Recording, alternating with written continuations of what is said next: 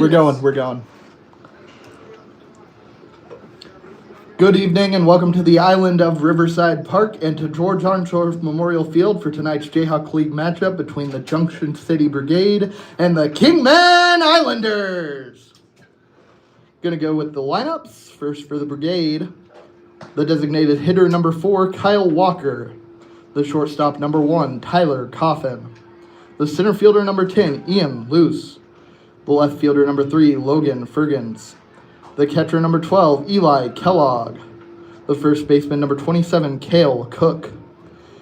The second baseman number 11, Seamus Lehman. The right fielder number 22, Colin Ross. The third baseman number 7, Chad Pantuso. Starting on the mound for Junction City, number 41, Jet Wallmeyer. And now for the Islanders lineup. The shortstop from Clarendon College, number 27, Zach Moore. The catcher from Fort Scott Community College, number 34, Jesus Yanez. The first baseman from Barton Community College, number 21, Jack Jewell. The designated hitter from Pratt Community College, number 16, Karsten Wall.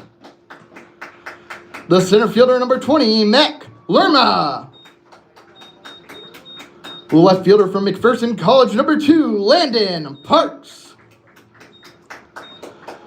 The second baseman from Eastern Oklahoma State College, number 18, Connor Rowe. The right fielder from Pratt Community College, number 3, Creston Poor. The third baseman from Sterling Community College, number 5, Mitchell McDaniel. And starting on the mound for the Islanders from Sterling College, number 11, Julian Morrison. Now this time we ask that you stand and face towards the flag. Remove your hats out of respect for our country for the playing of the national anthem.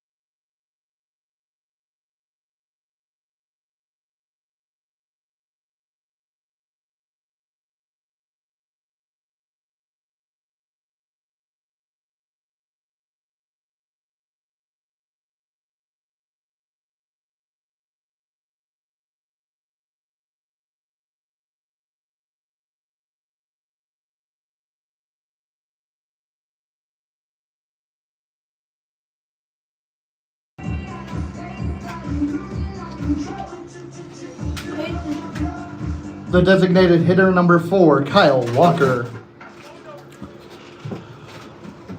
Islanders coming off a brutal loss last night against Great Bend. It was 21-2 in 7 innings.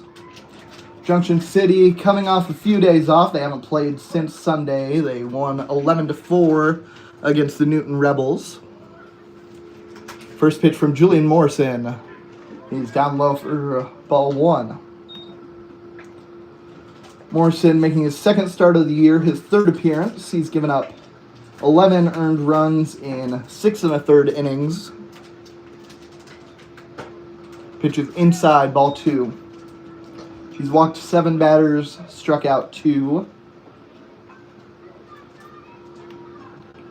Meanwhile, at the plate, Kyle Walker has a .294 average, gets on base at a .538 clip. Called strike. Moves the count to 2-1.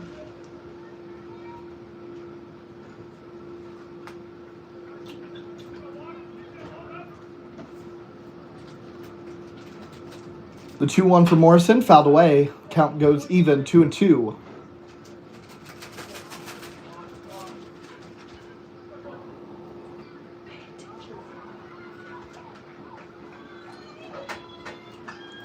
Walker steps back into the box.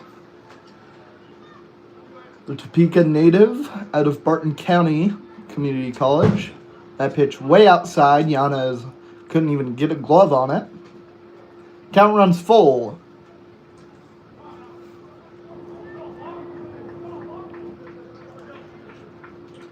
Payoff pitch as early as we can get it. 6th pitch of the game. Morrison kicks and deals. Outside, ball 4.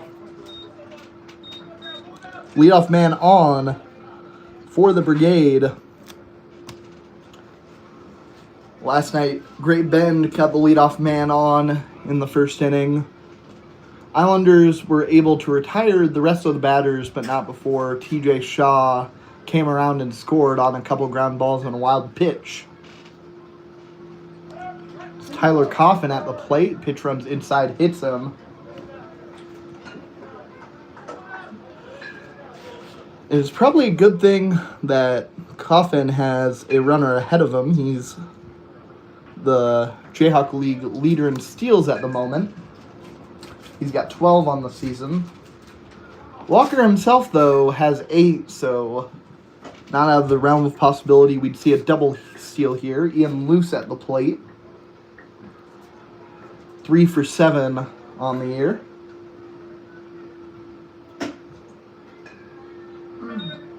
First pitch misses for ball 1. He was with the Brigade last summer. He hit .272. Ground ball goes foul. Count goes even, 1-1.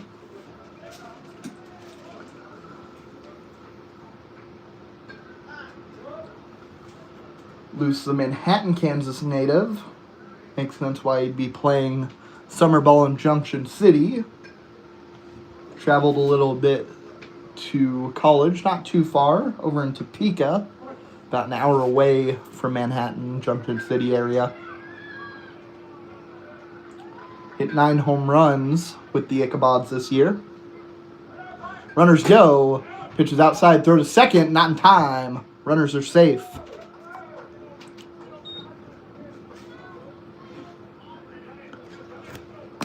Two runners in scoring position with nobody out, top of the first inning. No runs have come across yet for Junction City. Ian Luce at the plate to 2-1 count with Julian Morrison on the mound. Called strike on the outside edge. Count even, 2-2.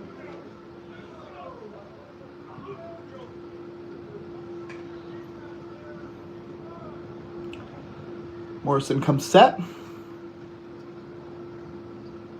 Here's the pitch. That one's way outside. Yana is able to reach over and keep a glove on it to avoid the runners coming around. That one gets away from him behind the plate. Good chance that Walker comes in from third base with his speed. The payoff pitch, swing, and a drive out into left center field. That one's down, and that'll be extra bases for Ian Luce, and 2 runs will come to the plate. Junction City takes an early lead in this ball game.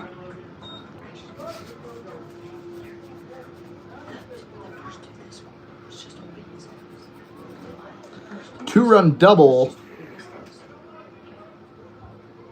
for Ian Luce. Logan Fergens comes to the plate. Still nobody out. Runner in scoring position with a 2-0 lead.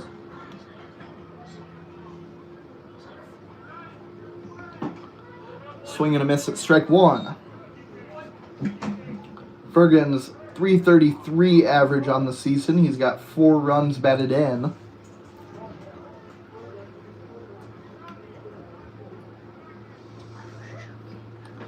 And Luce, less of a stolen base threat than those first 2 batters. He does have one on the season, but not nearly as much of a threat to advance without some chicanery.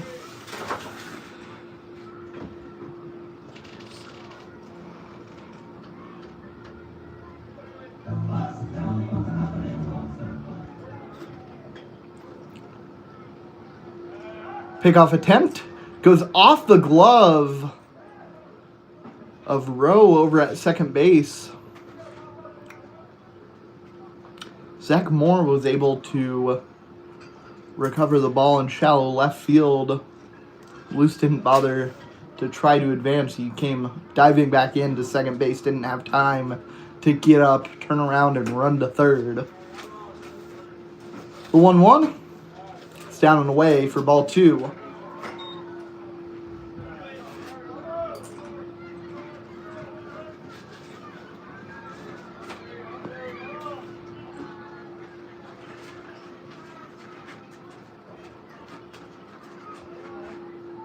Here's the 2-1 pitch. Grounded up the middle. Moore cannot make the diving stop. Luce rounds third. He's going to come in and score. 3-0 Brigade before the first out. RBI single for Logan Fergens. He's got 5 runs batted in on the year.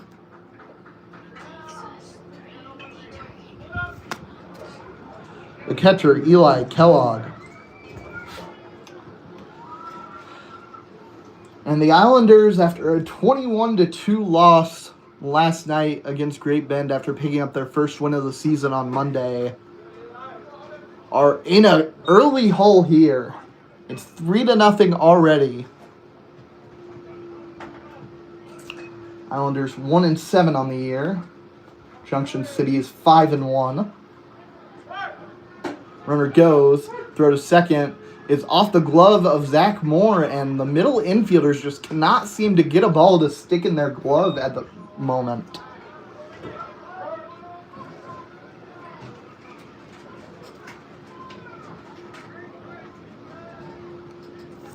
Kellogg hitting .214 with the Brigade this season, has sent in 4 runners, has a runner in scoring position. A fly ball out into center field. That's caught by Lerma. And that's out number 1.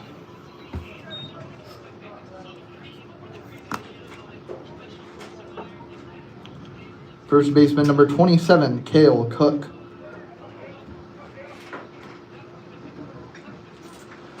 Cook, 1 for 6 with the Brigade this year. He's walked once. His most effective way to get on base so far this season has been getting plunked. He's got 3 hit by pitches and has only gotten on twice with all other methods combined.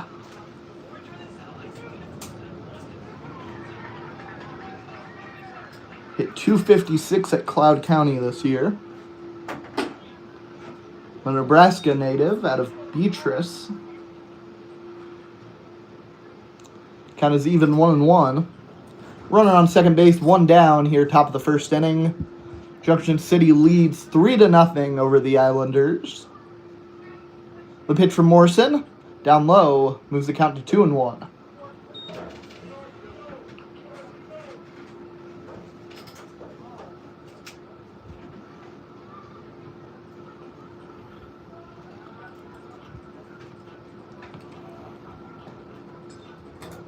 Nice little lead over at second base for Fergans. Morrison deals, ground ball down the third base line, goes foul. Nice bare hand play by the coach over there.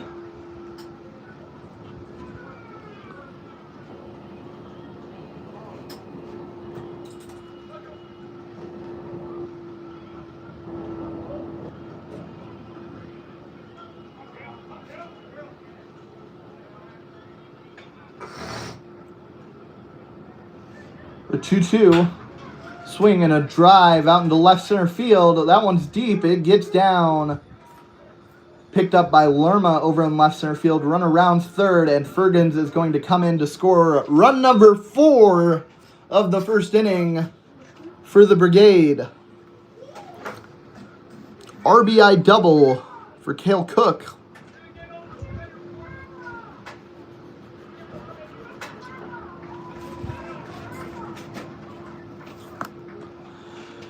Seamus Lehman comes to the plate.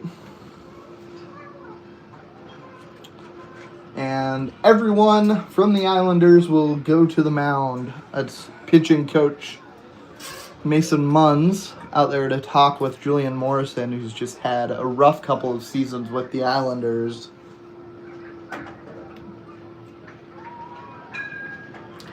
That was after a really solid high school career.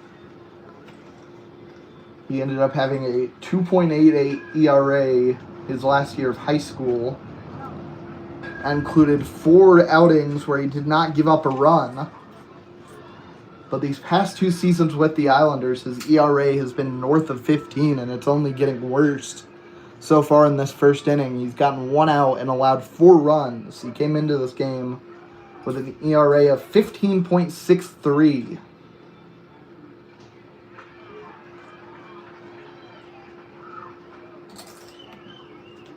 Lehman, Edmonton, Alberta, Canada native. He's 1 for 2 with a couple of walks with the Brigade this year. Foul ball goes across the street, playing on Dunlock Drive, namesake for formerly Major League player from the Kingman County area.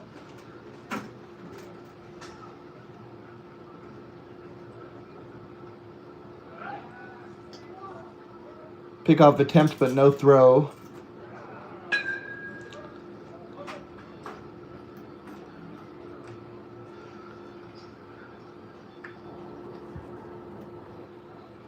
It's a 1-1 pitch. Outside.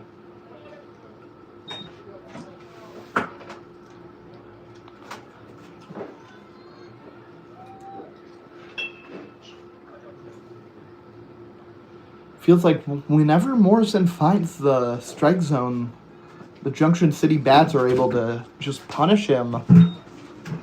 Seems like the only time he's able to get a ball in there, maybe he's hanging it or just throwing it right down the middle.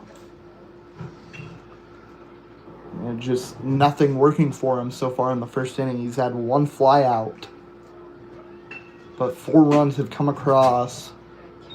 Kyle Cook standing on second base, and Lehman up 3-1 in the count.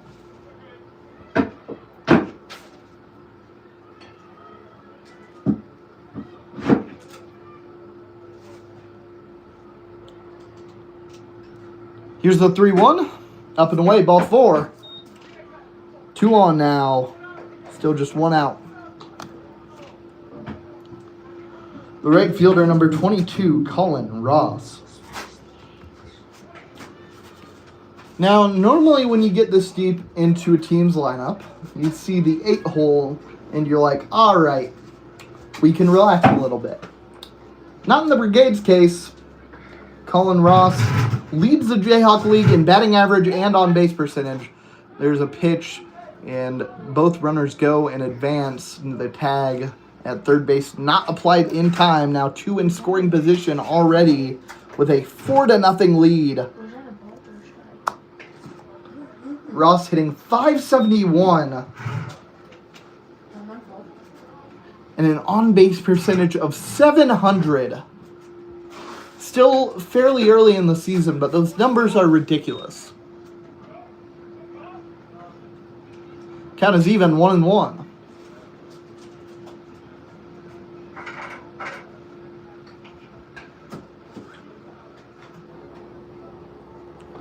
The pitch from Morrison, down low, ball 2.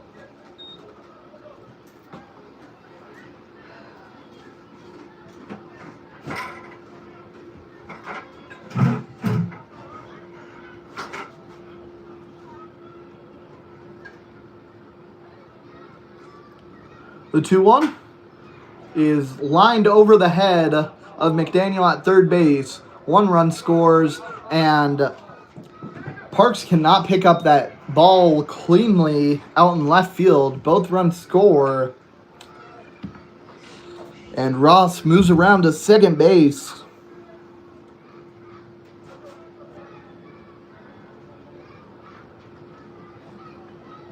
Six to nothing. 1 down, top of the first inning, and the Islanders, after an outing that can only be described as brutal last night, just clearly do not have momentum on their side tonight. Already find themselves in a 6-run hole and still need 2 outs to get out of the inning. The ground ball double play still not set up with the runner on second base. It's a 2-0 count to Chad Pantuso. The former D1 guy, he played a year for Texas A&M Corpus Christi, is transferred to Hill College, presumably for a bit more playing time. He hit .393 with the Brigade last summer. He's hitting .250 so far this year. That pitch fouled back for strike 1.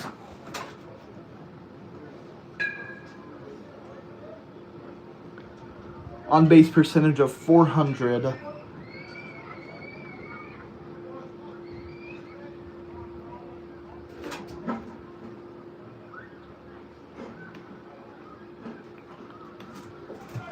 Pitch runs inside. Second hit by pitch of the inning.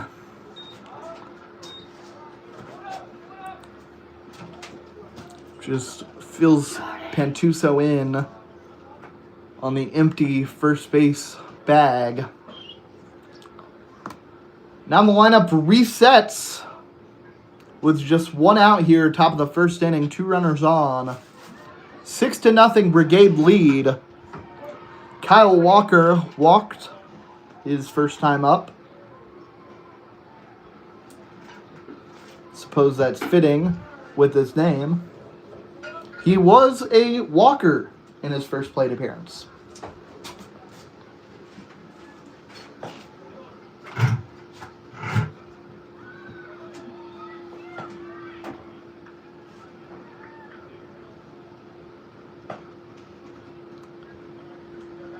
Here's the 1-0. Swing, a drive out into deep right field. It gets down as Lerma tried to make the sliding play. Everyone was kind of holding for a potential catch in the outfield, waiting to tag up.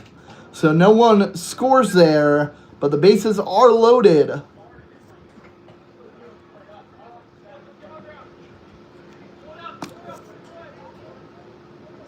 The shortstop, Tyler Coffin. Coffin got hit by a pitch his first time up.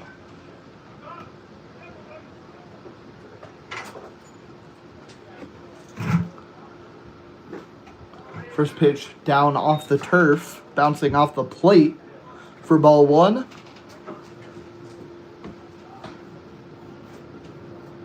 1-0 count with the bases loaded. Still just 1 out in the top of the first inning. A 6-0 Junction City lead over Kingman.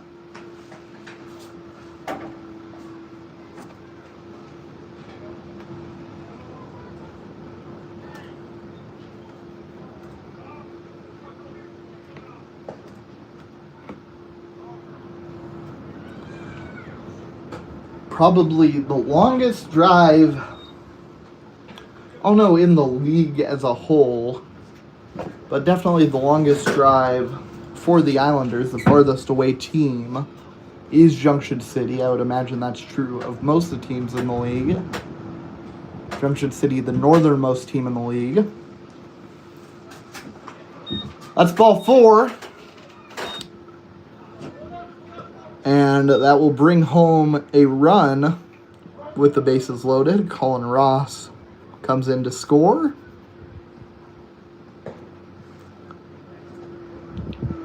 There's going to be another mound visit. This time it's head coach Toby Buns going out to the mound. And it sounds like there's movement in the bullpen. The ball has not been handed from Julian Morrison yet. I mean, at this point, I don't know that you want to waste too many arms today. It's 7-0 in the first inning. Reminder, run rule does not take effect until the 7th inning, no matter what. Islanders were stuck just playing a ball game they had no chance of winning last night. By the time the Islanders got on the board with a 2-run shot in the 4th inning from Karsten Wall, they were already down 14-0. There's a real Chris Paul hits a huge 3 to cut the lead to 42 moment. We have a new pitcher coming onto the mound. That'll be Jack Schreiner. We'll take a quick break as he warms up.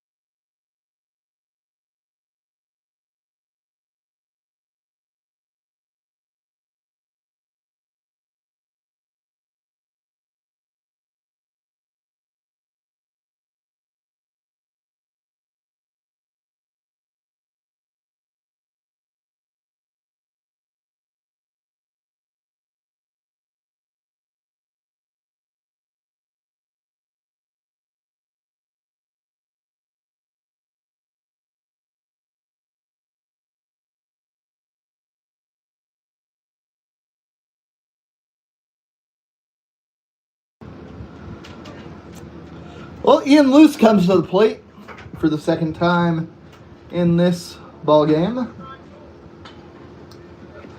He'll be facing Jack Schreiner,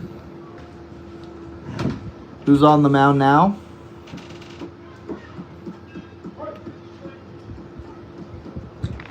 Schreiner making his second appearance of the season. The first time was a start for him. Ground ball up the middle. Chance at 2 here. Out at second. No throw to first, so a run scores.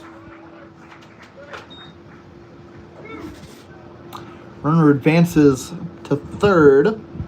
It's 8-0. That run charged to Morrison.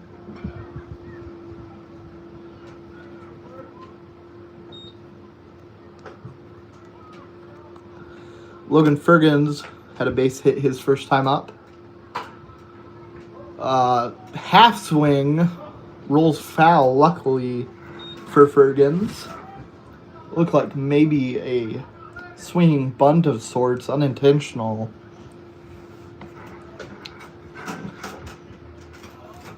But it worked out. Ball rolls foul. That's just a strike.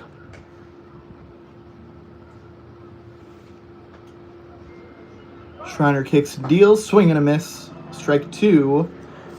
Runner moves over to second base. At this point, who cares? There's a runner on third. You try and make that throw. Middle infielders have struggled to handle some of the throws from behind the plate already. If that ball gets into the outfield, another run comes home. You just try and get this out with an 0-2 count. Schreiner gave up 4 runs in 4 2/3 inning his last time out. Struck out 1, walked 2. There's his second strikeout of the year. Islanders finally get out of it, but not before they have to go into the bullpen, and the Junction City Brigade scores 8 runs before the Islanders get to even touch their bats today.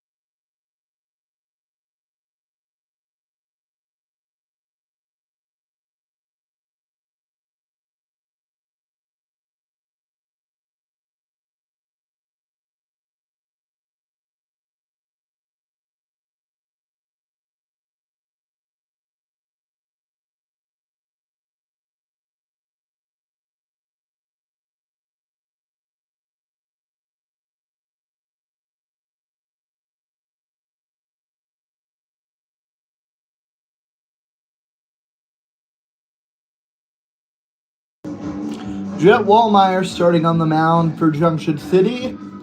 He's going to be working with an 8-0 lead.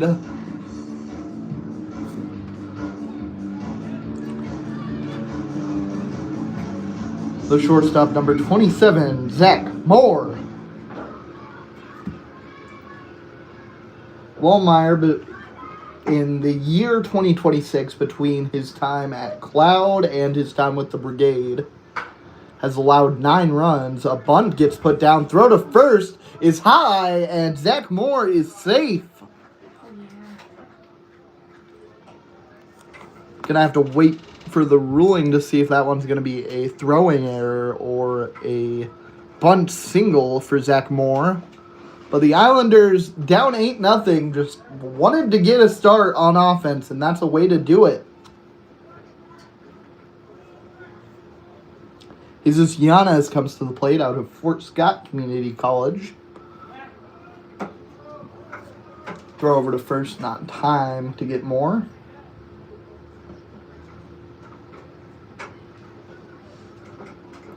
Moore has not stolen a base so far this season.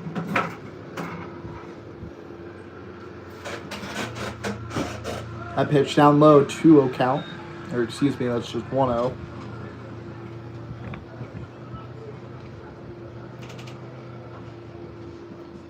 Yanez 1 for 7 with a walk this season. Foul ball. Fort Scott over in the southeast corner of Kansas. Pretty much a straight shot south of his hometown of Lincoln, Nebraska.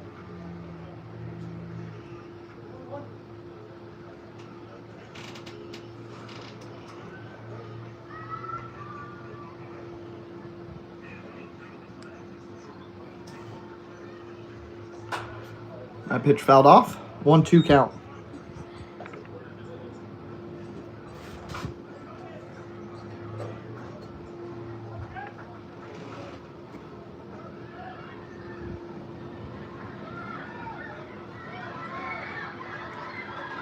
Bottom of the first inning, runner on first for the Islanders. They trail 8-0.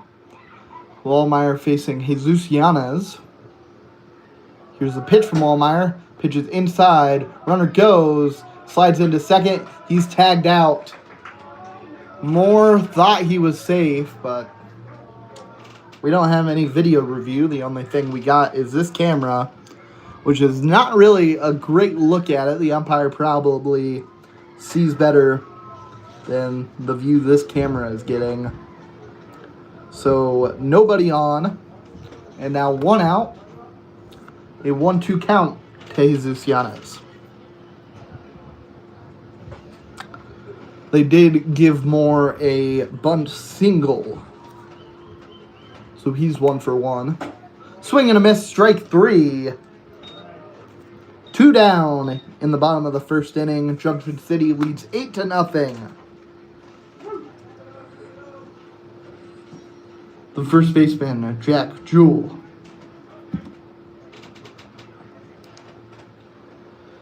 And now 2 down after the leadoff man got on for the Islanders. He was caught stealing. And they strike out to Jesus Yanez. Foul ball for strike 1 to Jewell. .250 batting average, but a .531 on-base percentage. That's boosted by 7 hit by pitches. Offensively, the Islanders have been hit by 10 pitches this season. Jack Jewell has been hit by 7. The Islanders have played 8 games and Jack Jewell has been hit by 7 pitches. Another foul ball. 1-2 count. Beyond that, he has a homer, 3 RBI. Would need to hit another homer to add a run batted in to his total here. Nobody on.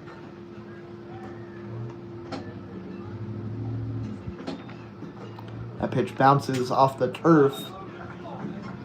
Couple feet in front of the plate. A lot of 2s on the scoreboard. 2 balls, 2 strikes, 2 outs.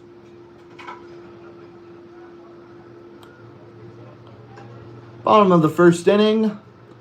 Islanders trail 8-0.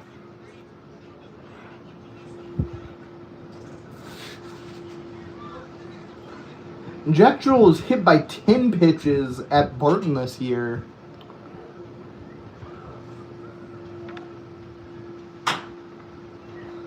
Swing a ground ball, chop to third, throw to first is gonna hit Jewell and bounce out into center field, so I believe that'll be a throwing error. It's like a ball, man. Usually, when you see a ball thrown at someone running the bases, we're playing a game of kickball, but that is not how it works in the game of baseball. He's going to be safe at first, and as one of my peers up here in the press box mentioned, I was talking about how much he's been hit by pitches. He just got hit by a ball on the base paths, so you just really cannot catch a break. I don't know if he just has like some sort of magnetic draw to baseballs physically. Like, obviously, a lot of the people who play the game have a draw emotionally, but like physically to the actual baseball, I don't really know how else to describe how this keeps happening to him. Swing and a miss, strike 2 to Karsten Wall. He was the only Islander to bat in any runs last night. Got a 2-run shot to cut the lead to 12 in the 4th inning. He's hitting .333 this year. He's batted in 6 runs. Fly ball deep out into right field, but it's caught by Ross for out number 3. Islanders get a couple guys on, but are not able to send any runs home. They still trail 8-0 heading into the 2nd inning.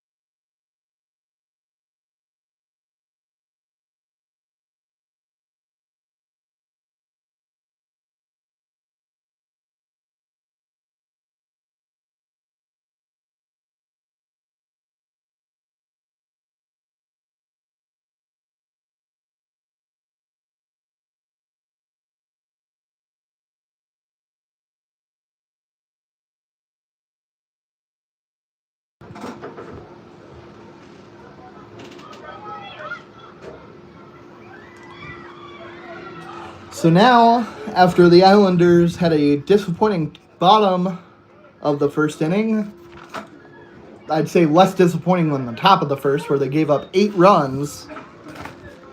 Junction City comes to the plate. Here's Eli Kellogg.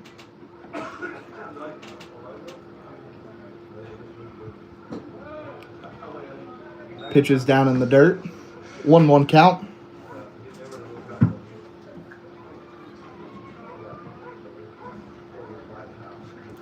Kellogg flew out his first time up. He was the first out of a long first inning for Junction City. In fact, he's the only batter in the Junction City lineup who has not gotten on base yet today. As a 2-1 count here from Jack Schreiner. Ground ball over to Zach Moore at shortstop. Throw to first in time for out number 1.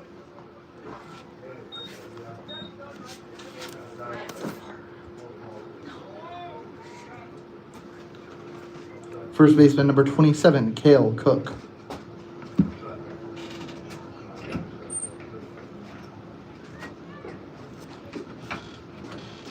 Cook doubled his first time up. Came around to score just like almost everyone in the Brigade lineup in the first inning. 8 batters came around to score. Everyone except for Eli Kellogg, who just grounded out, has gotten on base and scored a run for Junction City. 1-1 count.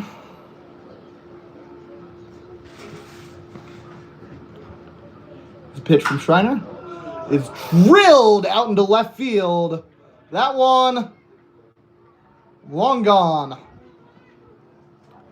9-0. Brigade lead. It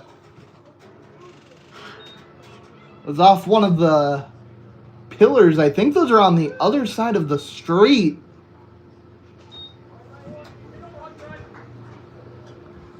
Just an absolute nuke from Cook, who has 2 extra base hits today. That one, I don't have a tape measure, but it was pretty deep. Ground ball over to first base, 2 down in the second inning. That was Lehman at the plate.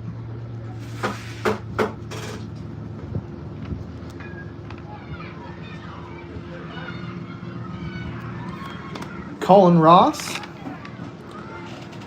again, the Jayhawk League leader in batting average and on-base percentage, at least in terms of qualified hitters. I mean, even if you took away the qualifications, his numbers would be maybe on top of anyone. Maybe there's a guy who's like gotten on base 3 times in 4 plate appearances, but other than that, no one in the Jayhawk League is better than him at getting on base so far this season. Called strike, 2-1 count.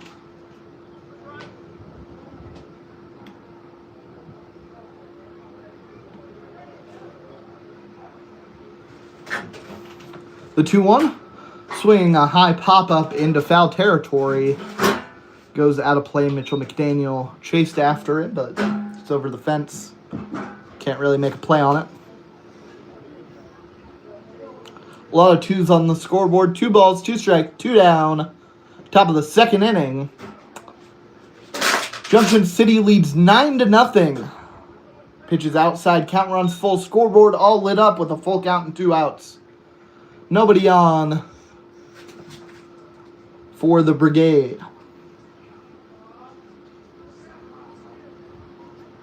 Here's the pitch. Inside, ball 4. Colin Ross on base for a second time today and for about the millionth time this season. Chad Pantuso comes to the plate.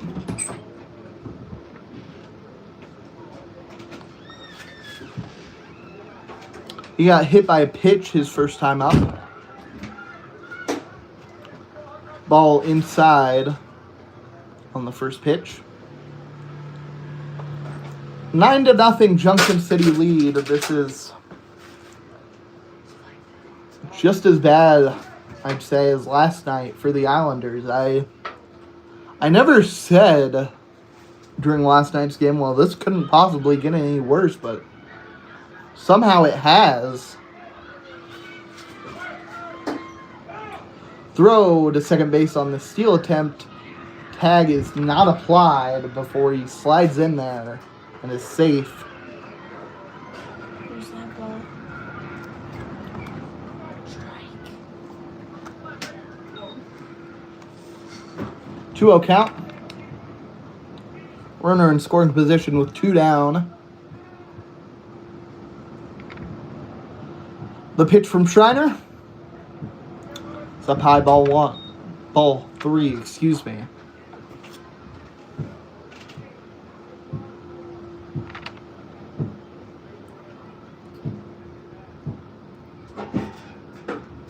Called strike. Count moves to 3-1.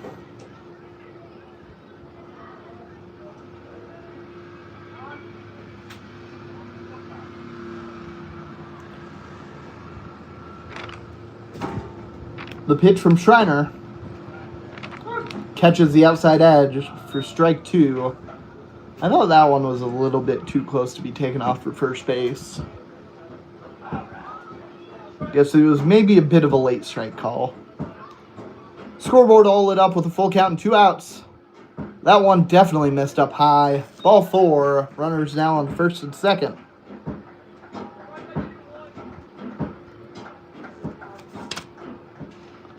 Kyle Walker comes to the plate. He's 1 for 1.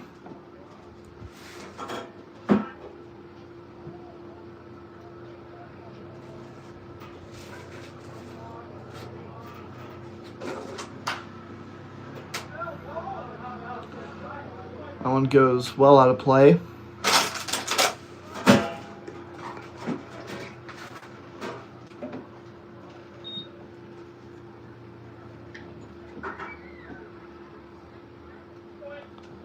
Oh, 1 count.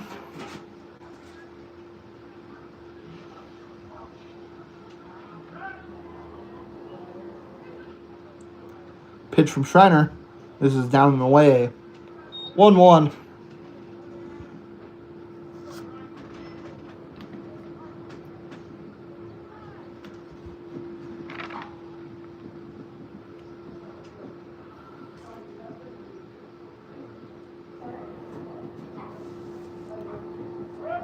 The 1-1 misses outside. Runners go, no throw even attempted with 2 down.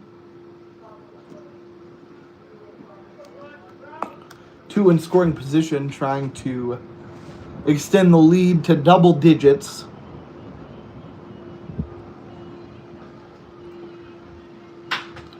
Ground ball up the middle, gets through for a base hit. 1 run scores.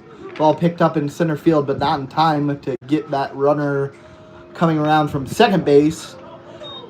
And it's 11-0 in the top of the second inning. 2-run single for Kyle Walker. Tyler Coffin comes to the plate.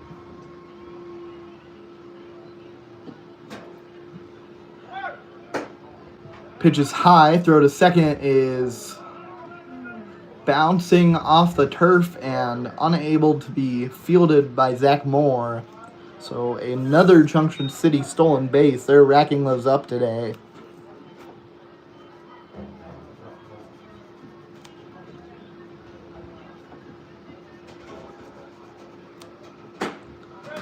Called strike. I don't want to say that Giannis has been struggling to catch these runners from behind the plate. He's made quite a few decent throws.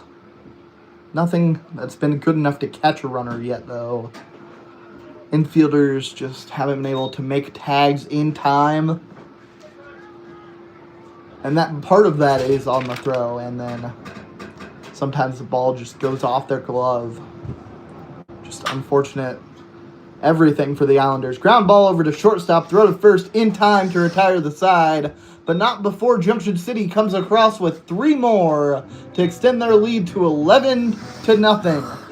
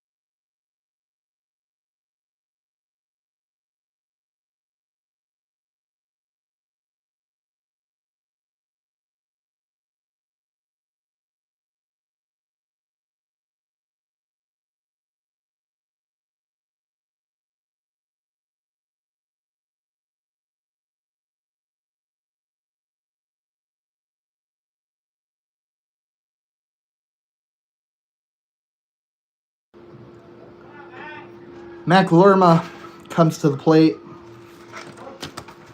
Islanders down by 11 here in the bottom of the second inning.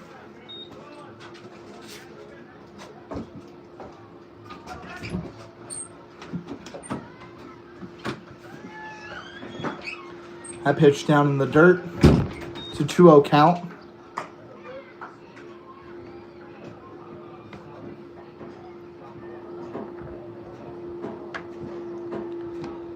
Need the guard on the leg of Kellogg behind the plate needed to be adjusted.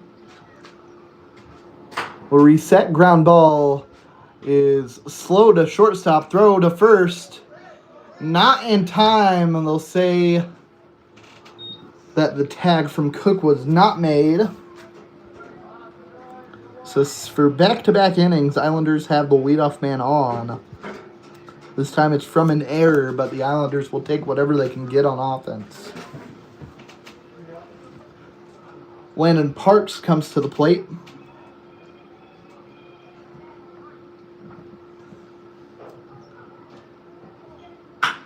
Ground ball over to shortstop. Could be 2. There's 1 at second. There's 2 at first. Back-to-back innings where the Islanders get their leadoff man on, and then he is out pretty soon on the base paths. That time it took 1 pitch. Connor Rowe comes to the plate out of Eastern Oklahoma State College.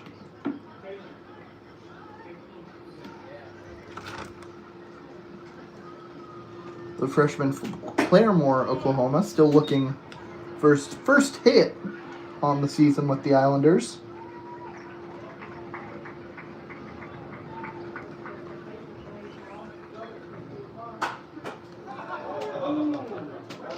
Foul ball.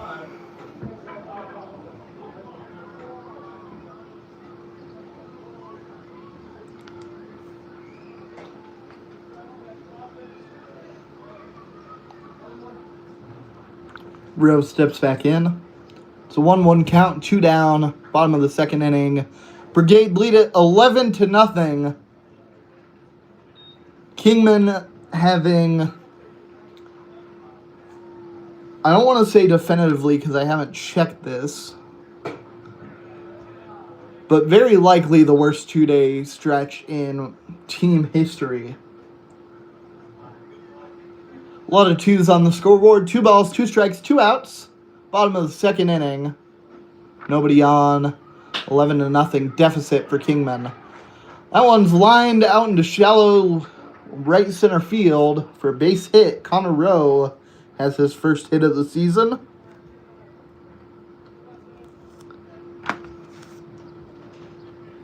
Right fielder Creston Poor.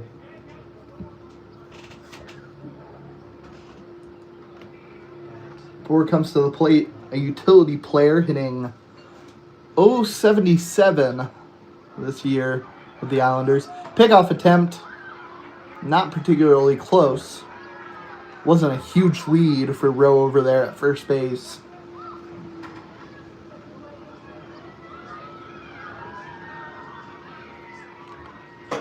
Pitches outside. 1-0. Strong winds. It's been like that all day. Been like that for the last 2 days, actually. Foul ball. Count moves to 1-1.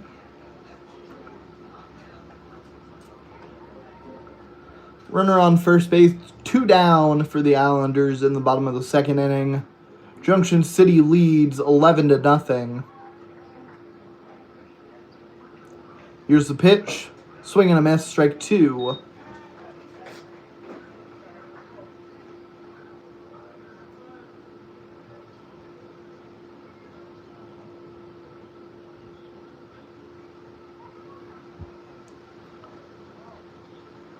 Here's the 1-2. Swing and a miss, strike 3. That retires the side. That maintains the Junction City 11-0 lead. No runs come across for the Islanders.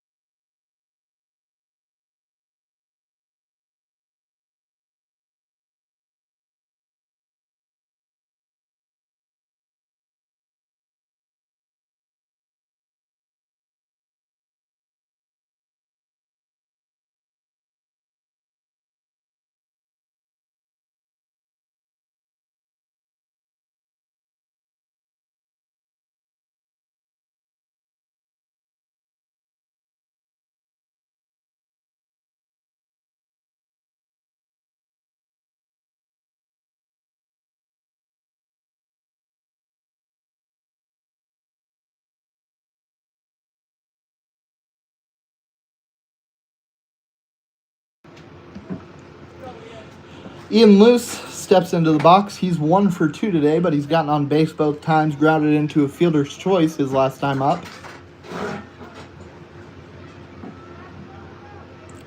Top of the third inning. Here's the leadoff man for Junction City.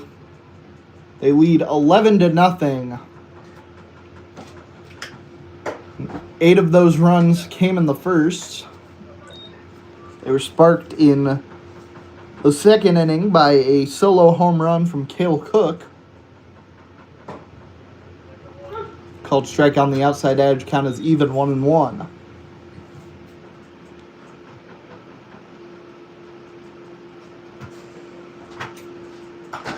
Foul ball, back to the backstop.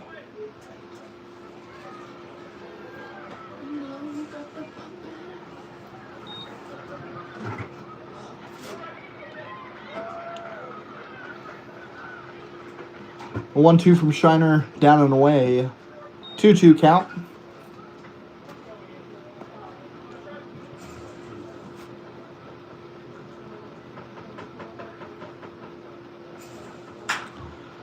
Liner gets through for a base hit. Ian Luce is 2 for 3.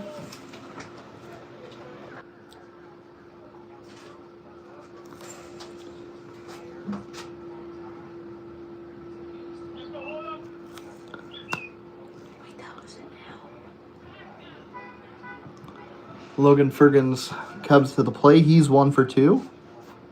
Is he still 2-2?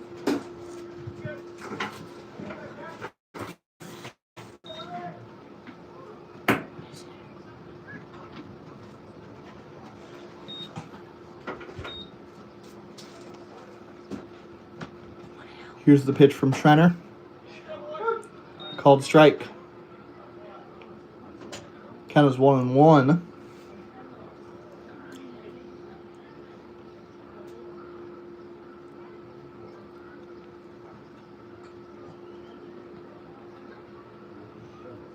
That pitch outside. Ball 2. Runner on first base. Nobody out for Junction City. 11-0 is the score. This comes after a 21-2 brutalizing at the hands of Great Bend last night. There's a pop-up into foul territory caught by Jack Jewell for out number 1.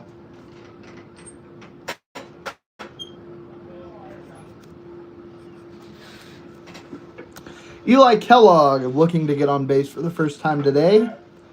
He's the only Junction City batter who has not gotten on today. He's 0 for 2 with a flyout and a ground out. He's down in count 0-1 here. Every other Junction City batter came around to score in the first inning. Kellogg has not been able to join in on the fun just yet. I mean, he's on the team that's up 11-0, so maybe he's having a good time. I wouldn't be surprised. Pitch is outside, 1-1. He also did throw a runner out from behind the plate in the first inning, so he's doing something defensively. Runner goes. Throw from Yanez is there in time, but the tag is not applied. Maybe he was a little bit too far over towards third base, and Moore could not get around to make the tag. Either way, we got another runner in scoring position for Junction City. A liner is caught by Zach Moore. He made the jumping play.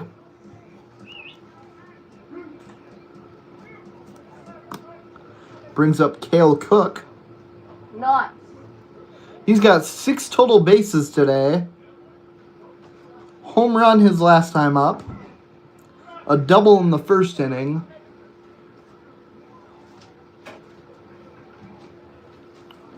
Two down with the runner on second for him right here. Pitches down low.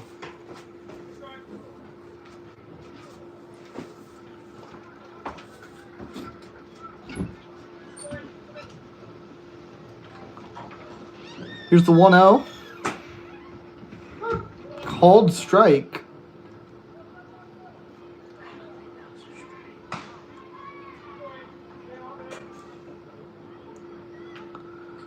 If that was the outside edge, it was way on the outside edge.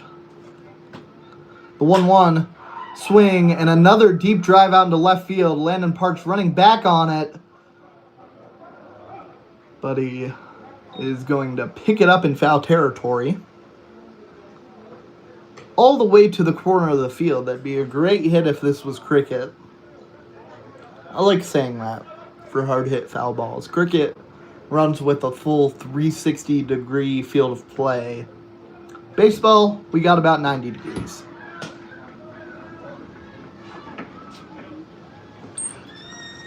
It's a 1-2 count. Schreiner comes set.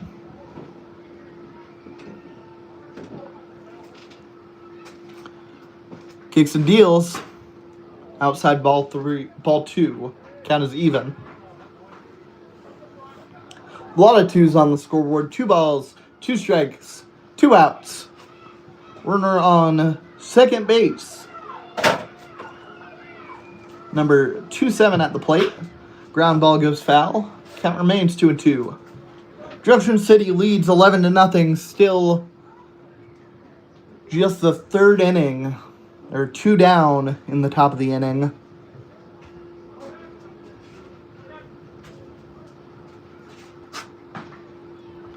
No runs have come across yet here in the third for Junction City. Foul ball would be the first scoreless inning of the game. If Kingman is able to get out of this, if Jack Schreiner is able to put away Cook right here.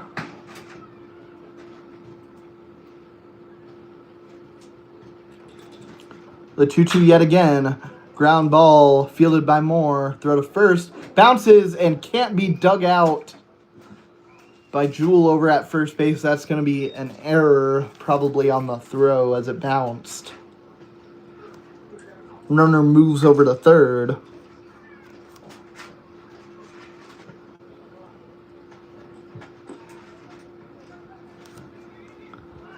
Seamus Lehman comes to the plate. He's 0 for 1 with a walk in the first inning. Grounded out to first base his last time up. A ground ball right back to Schreiner on the mound. Throw to first in time. Side retired. Jack Schreiner leaves the Brigade with a 0 in the third inning.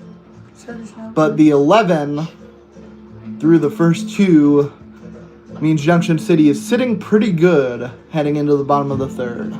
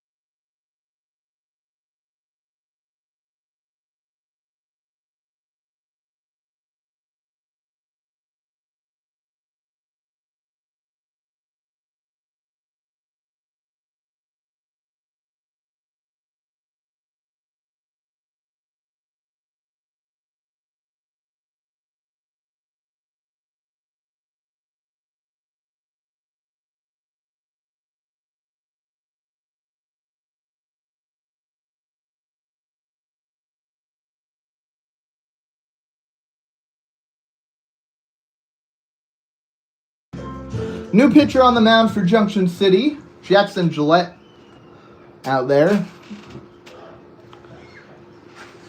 Mitchell McDaniel comes to the plate for the first time today. Bottom of the third inning, Islanders trail 11-0. The pitch from Gillette. Called strike, looked a little bit low, but maybe it was right at the knees.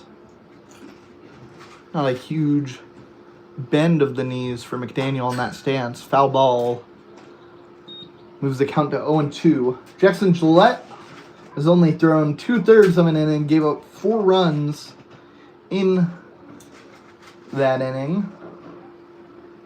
Walked 4 guys and struck out 1. Swing and a miss. Ball gets away from the catcher. Throw to first in time. So 1 down here in the bottom of the third. Gillette also has a very interesting spelling of his name as the lineup resets for the Islanders. Zach Moore comes to the plate. He is 1 for 1, was caught stealing after a single in the first inning.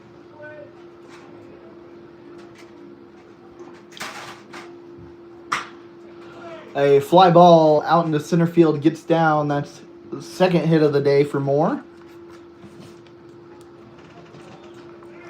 Just some good swings for Zach Moore. I suppose the first time it was on a bunt, so it wasn't really a good swing. But that time it was just a nice, solid swing. Jesus Giannis comes to the plate. He struck out his first time up. Jackson Gillette, spelled Jaxxen.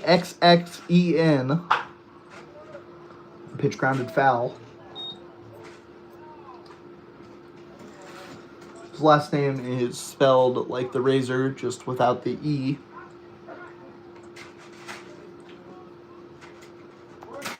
Oh, 1 count to Yanez after that foul ball. Pitch is outside. Count is even 1-1.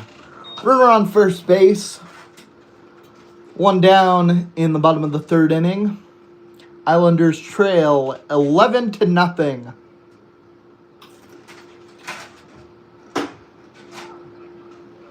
Pitch misses outside.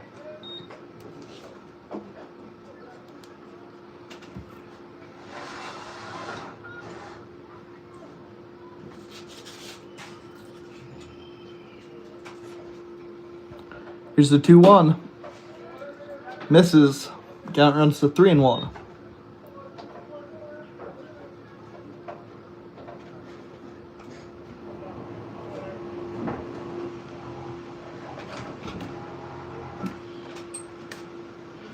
Here's the pitch. Swing, a high pop-up into foul territory. Looks like it'll make it out of play. In fact, pretty well out of play. Count is full now.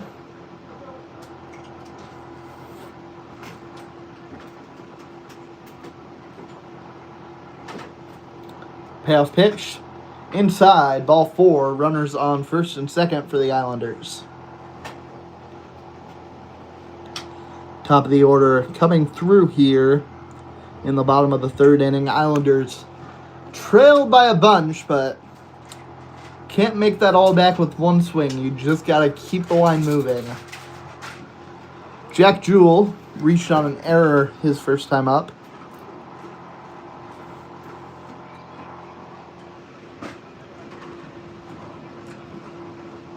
Check swing, he went. Called strike.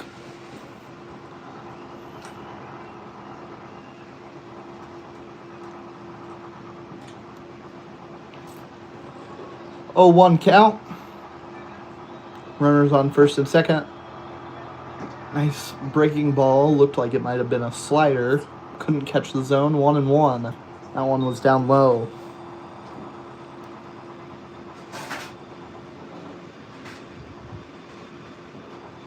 The 1-1 is again down low. So there's a 2-1 count.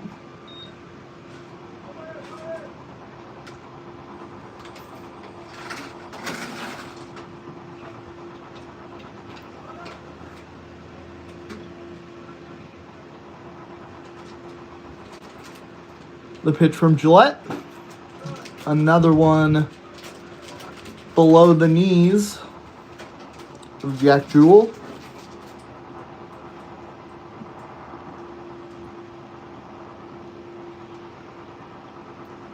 Three-one count. Called strike on the outside edge. Generous outside edge, but that's been given consistently.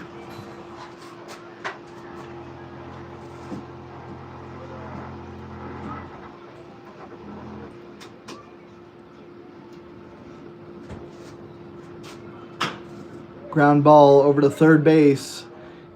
Pantuso steps on the bag, will just get the lead runner. So 2 down, bottom of the 3rd inning.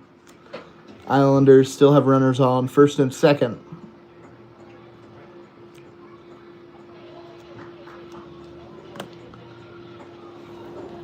Karsten Wall comes to the plate. This is about the point in yesterday's game where he hit the 2-run bomb.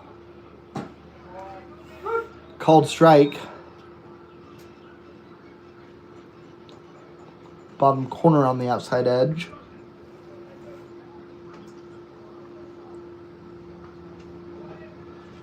Swing, a high pop-up into shallow center field. That's caught for out number 3. Side retired. Islanders still not able to bring a run across. Junction City sitting pretty with an 11-0 lead.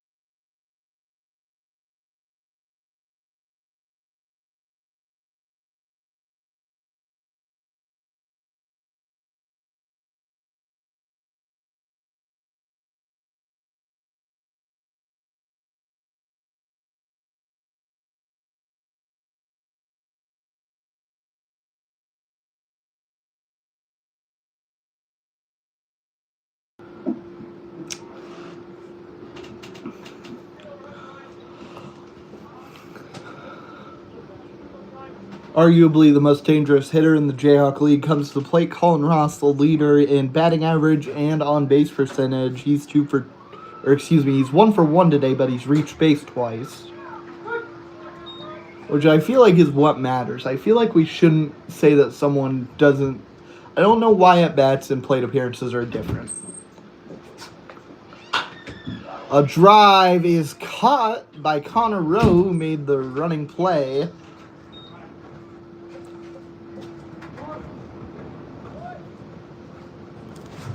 Brings Chad Pantuso to the plate. And this kind of continues my tangent. He does not have an at-bat today because he's reached on a hit by pitch and a walk. He's gotten on base twice in 2 plate appearances. Well, why is he 0 for 0? Why do I have to go through the effort of saying he's been hit by a pitch and he walked? He scored both times. He should just be 2 for 2. That should be how we normalize baseball stats. Maybe I watched Moneyball too recently, and I think that just he gets on base is the only thing that matters. But, like, come on.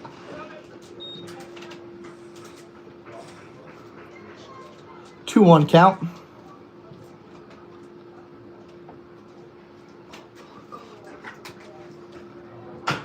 Ground ball right back up the middle. It's a slow one to shortstop, and Zach Moore.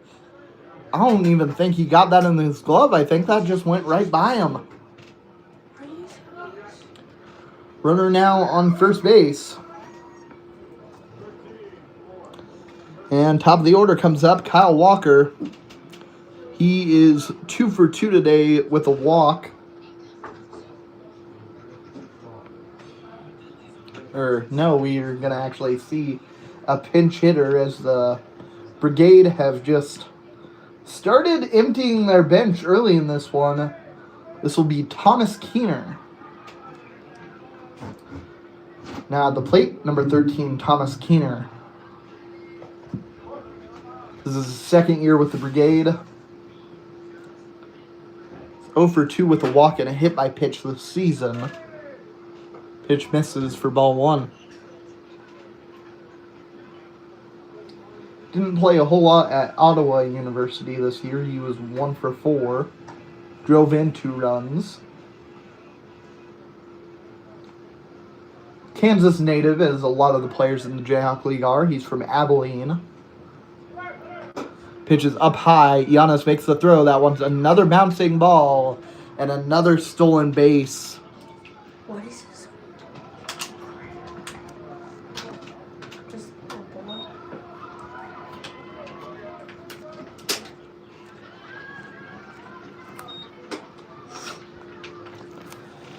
on second, top of the fourth inning. Brigade lead at 11-0. It's a 3-0 count to Thomas Keener.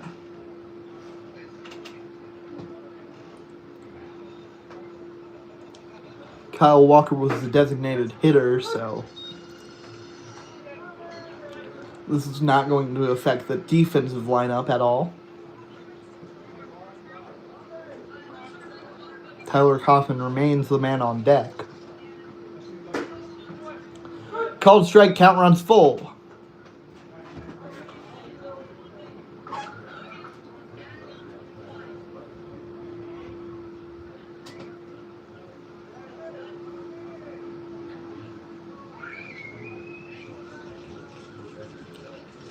Schreiner deals. Liner goes foul.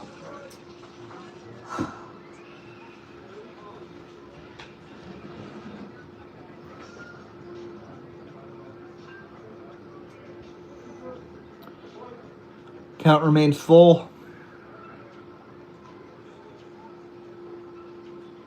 Here's the pass pitch again. Ground ball over to second base. Fielded. Throw to first in time. Out number 2. Runner moves over to third.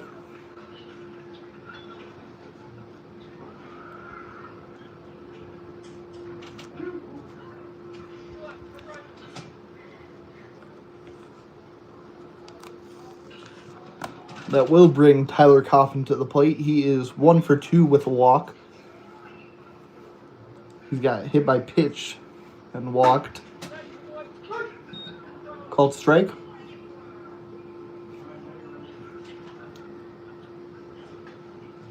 Count is 0-1.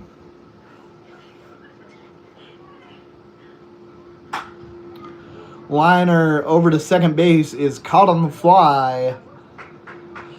And back-to-back plays by Connor Rowe puts the Brigade away. Back-to-back scoreless innings for Jack Schreiner on the mound. But the top 2 innings gave Junction City 11 runs. Islanders have not been able to answer that with any of their own. It's 11-0 heading into the bottom of the 4th.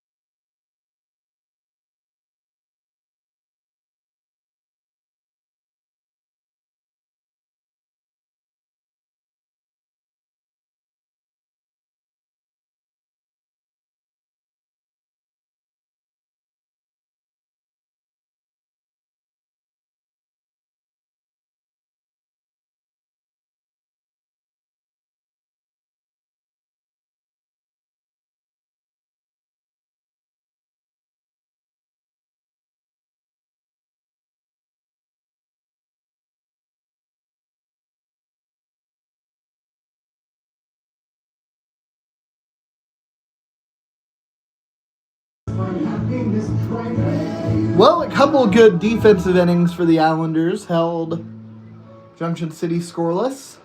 Mac Lerma comes to the plate for the Islanders.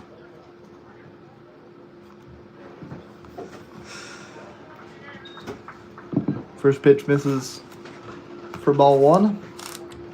Jackson Gillette remains on the mound. Lerma is 0 for 1, but he got on base with an error his last time up. There have been a couple of those defensively for the Brigade today. So if the Islanders are able to put a ball in play, you never know what's going to happen.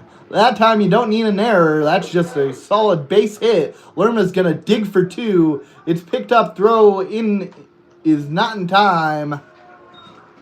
And Mac Lerma has a leadoff double in the bottom of the 4th inning. Islanders trail 11-0. That's the 3rd time the leadoff man has gotten on.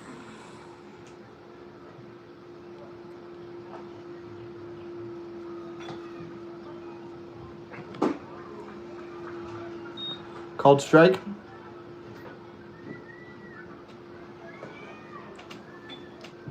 Landon Parks got on base his first time up.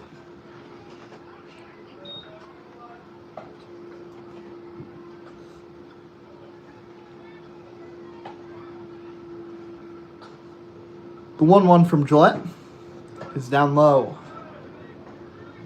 First base open, a walk wouldn't be the worst thing in the world. But both Parks and Lerma have decent speed as outfielders, so they would be threats on the base paths. Although Kellogg has had a pretty good day making some throws from behind the plate.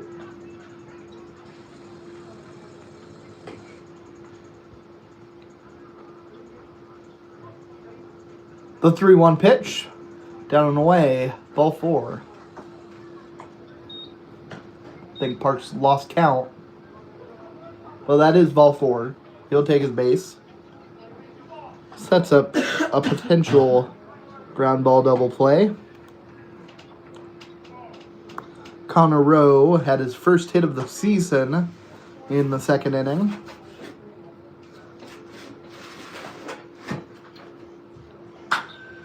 A fly ball out into center field is caught.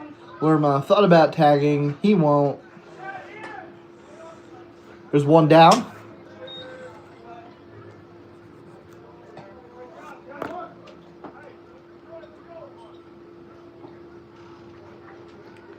Creston Poor comes to the plate. He struck out his first time up. That was the last out of the 2nd inning. Pitch misses outside.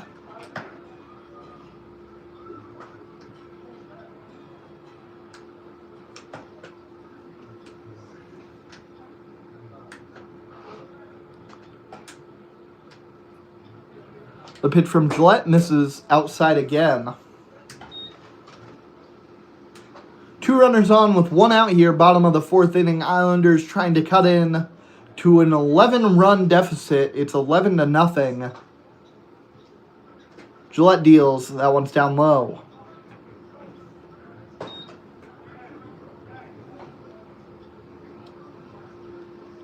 Islanders not trying to be too aggressive on the base paths at the moment. Ball 4. Bases loaded for the Islanders for the first time today. Still just 1 down.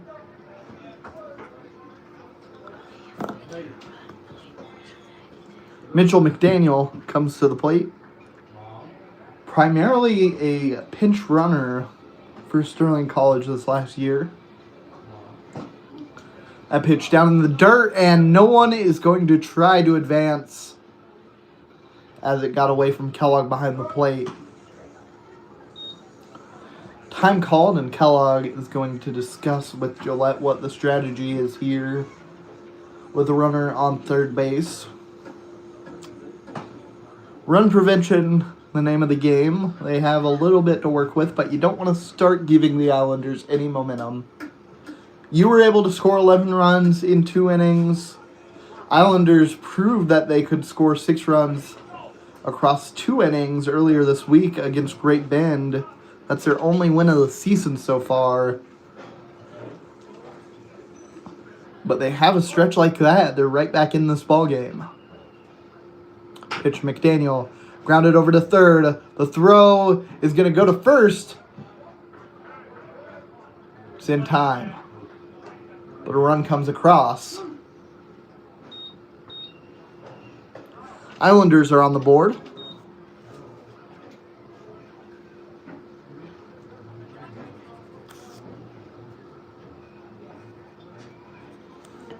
Doesn't go down as a sacrifice, but you're getting an RBI. And it brings the top of the order to the plate. With 2 down, runners now on second and third. Islanders now trail 11-1, which feels a lot better than 11-0. At least you're not getting shut out anymore. And the offense has threatened a few times. They just haven't been able to bring anyone home. Finally, get one on the board. Pitch down, bouncing off the plate, 3-0 count. 2 down, bottom of the 4th inning. Runners now second and third. Jackson Gillette, the man on the mound, facing Zach Moore. He's 2 for 2 today, but he's been thrown out on the base paths twice. Called strike. Still ahead in the count, 3-1.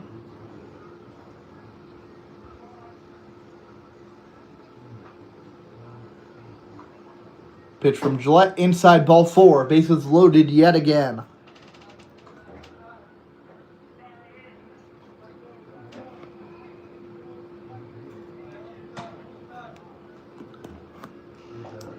The catcher, Jesus Yanez.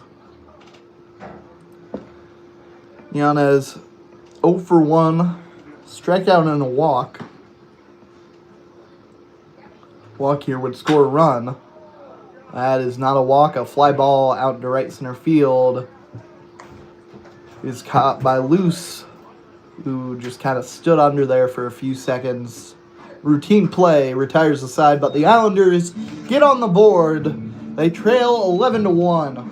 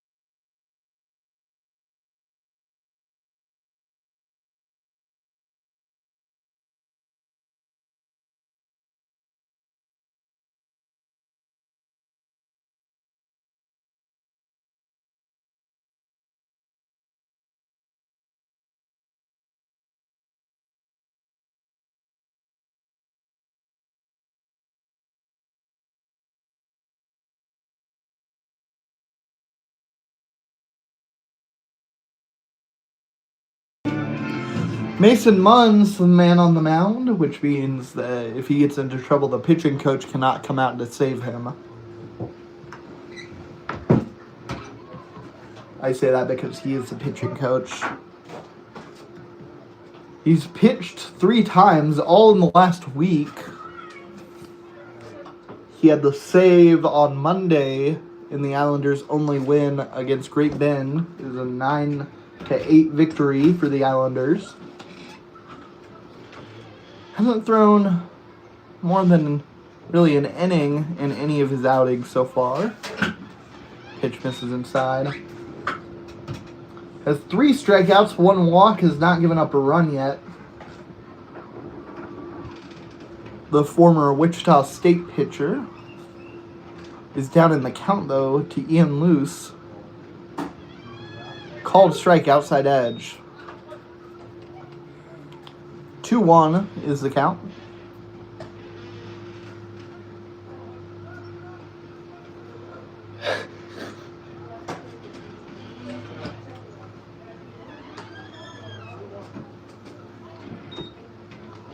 Count of 3-1. Mun's just might not be able to find his spots at the moment. And that definitely was not his spot. That one runs way inside. Might have hit the elbow guard of Luce. He'll be all right. He'll jog to first base. Leadoff man on for Junction City.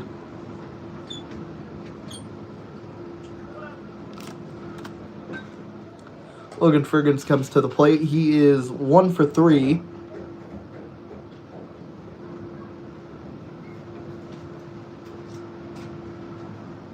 Pitch from Munns bounces like halfway between the mound and the plate. I don't know that I've seen a pitch miss its spot by that much. That was not great. Like, without exaggeration, that might have been like 10 feet in front of the plate. 1-0. Called strike. I was talking earlier about how foul balls would be good in cricket. I think that would have been a good pitch, or they call it bowl. I think it would be a bowl in cricket. I don't know. I'm from the middle of the United States. I'm not an expert on the sport of cricket. I'm going to be completely honest. I have watched a bit of cricket. I watched the little bit of the T20 World Cup earlier this year when the U.S. was playing. Pitch is outside. It's a 3-1 count.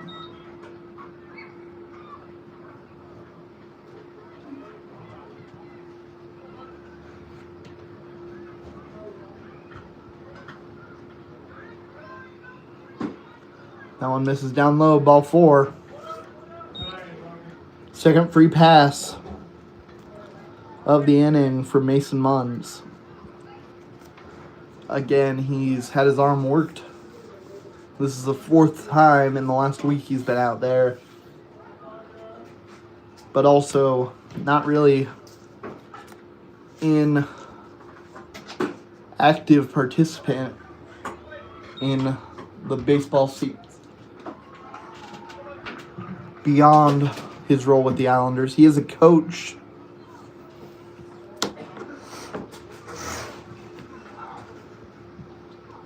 Ground ball goes foul.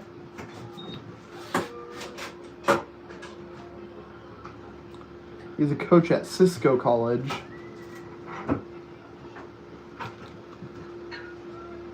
But in terms of playing, he had a few years at Cloud County, a few years at Wichita State. All of those years with the Islanders. He's all over the Islanders' record books. Coming into the season, already led the Islanders all time in a number of categories. Ground ball goes fielded by McDaniel at third base. He drops it.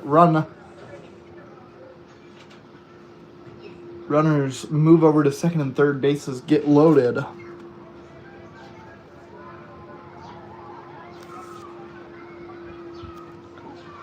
And now, nobody out, bases loaded. Cale Cook comes to the plate. He is 2 for 3 today, a couple extra base hits. One of those right now would likely score 3 more runs for the Brigade.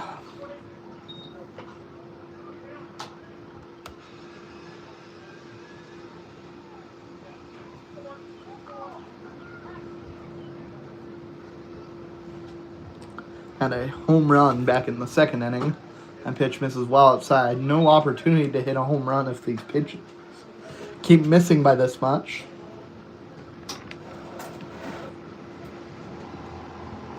But in terms of Islanders records, Mason is by far in first place for innings pitched now up over 157 innings. It's not doing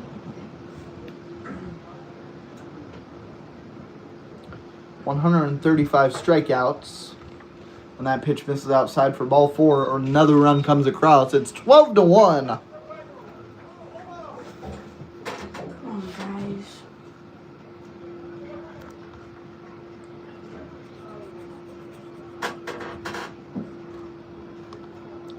Everyone moves around. James Lehman at the plate. He's 0 for 2 with a walk. And he'll take ball 1 here. Mason just really not finding his spots. He's walked 2 guys, hit another guy with a pitch on a 3-ball count, and there is a second hit by pitch of the inning. Second run of the inning for Junction City. It's 13-1. 13. I thought it was 12.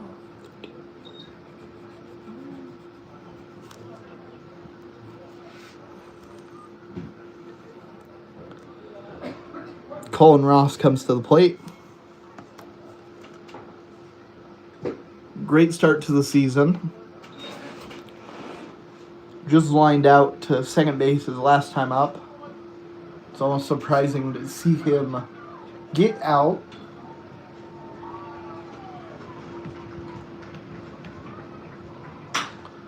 A liner is caught by the shortstop. He'll go over, step on second base, a double play, unassisted by Zach Moore.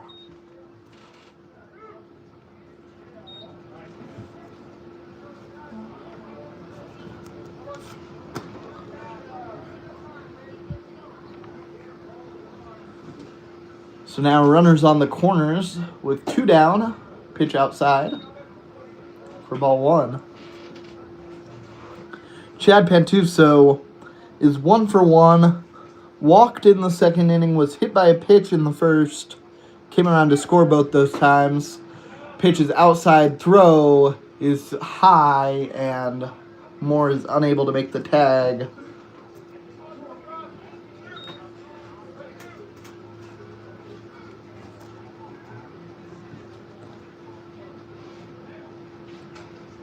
And runners on second and third with 2 outs. Called strike. 2-1 the count. What looked like maybe a repeat of the brutal first inning where the Islanders allowed 8 runs and now have 2 down. And the ball rolls down the third baseline and hits Eli Kellogg. Ball is foul ball. Very close to being a ball in play, I would say. That would have been probably interference and an out on the base paths, and the Islanders would have gotten out of the inning. As it stands, it's a 2-2 count. And Zach Moore does everything for the Islanders that inning. All 3 outs unassisted for him. But the Brigade come across with 2. It's 13-1 heading into the bottom of the 5th.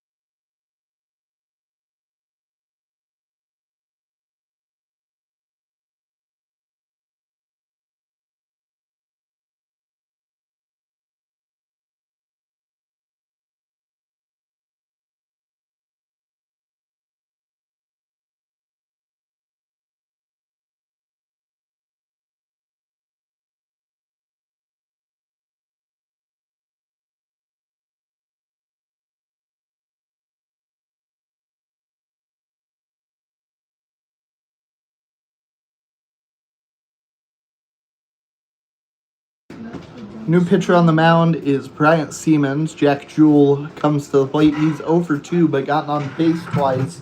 Fielder's choice and an error is how that happens. Bryant Siemens pitched just 1 inning at KCKCC, Kansas City, Kansas Community College. A lot of letters for just 2 letters in that acronym. There's a swing and a miss at strike 1 for Jewell. Stop. A ground ball gets through for a base hit. Jack Jewell is on as the leadoff man.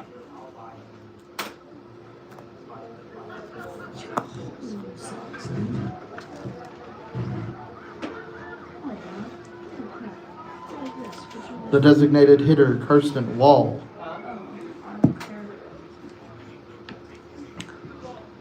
Wall 0 for 2 today.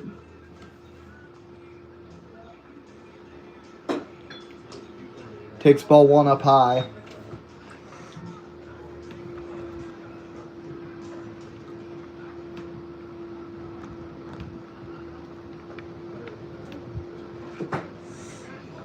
Pitch misses low, ball 2.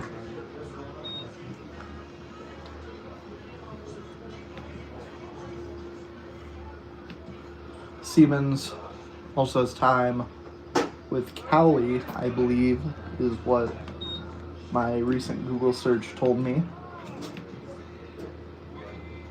Yes.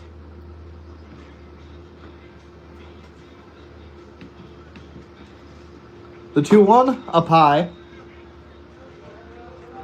3-1 count to Karsten Wall.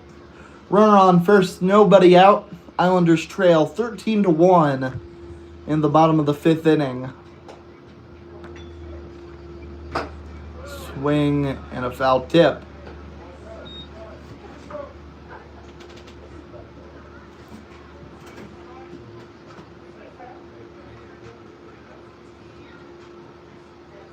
Payoff pitch. Swing and a miss, strike 3. Siemens making his first appearance on the mound for the Brigade this year. He had 3 strikeouts and 3 walks in his 1 inning at Kansas City, Kansas Community College, which is a mouthful even if I did say the acronym KCKCC.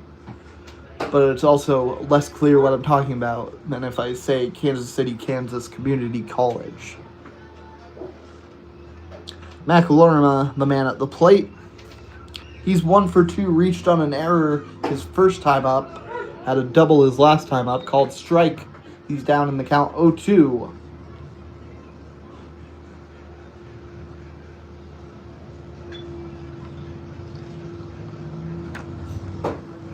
Called strike 3 at the knees. Back-to-back strikeouts for Bryant Siemens.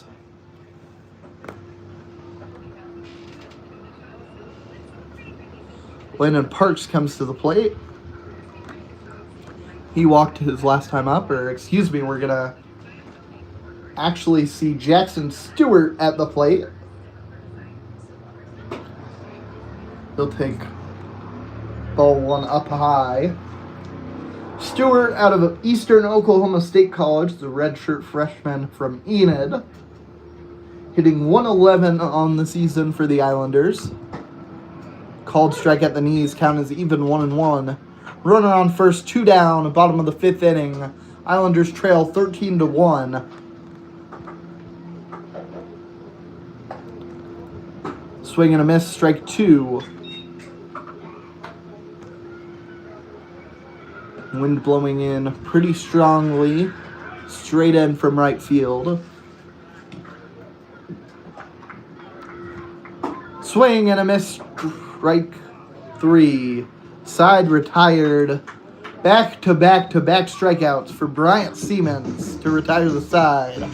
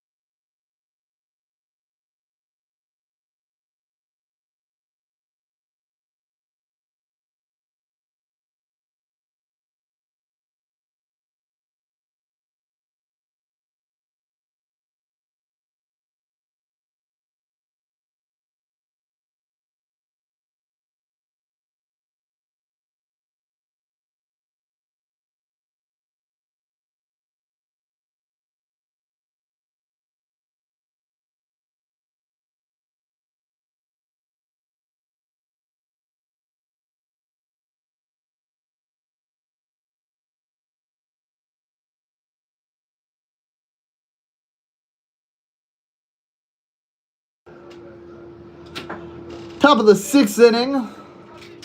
Would imagine that we have one to go after this one, provided the score holds and we are saddled with a run rule. Brigade lead 13-1. A fly ball out into left field is caught for out number 1 from Keener.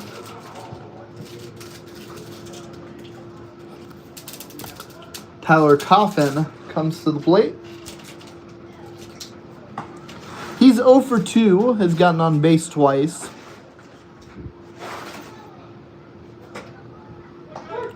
Called strike. It hasn't rained all day, and it looks like it might rain, but it doesn't really feel like it's going to rain.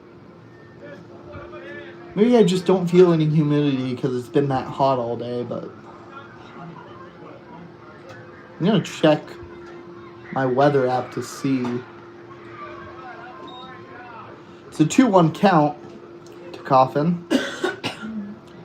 Oh yeah, absolutely no chance of rain tonight. Just very strong winds. A fly ball out into right field is caught. 2 up, 2 down for Mason Munns here in the 6th inning.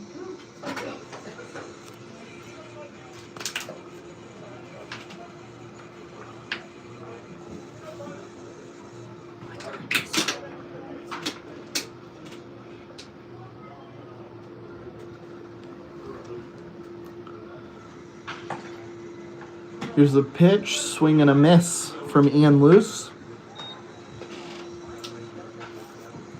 He's 2 for 3. He reached on a fielder's choice back in the 2nd inning.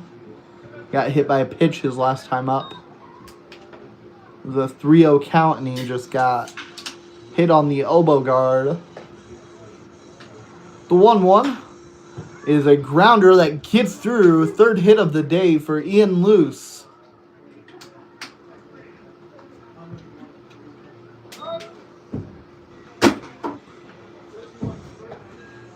We got a substitution. Pinch hitter coming in.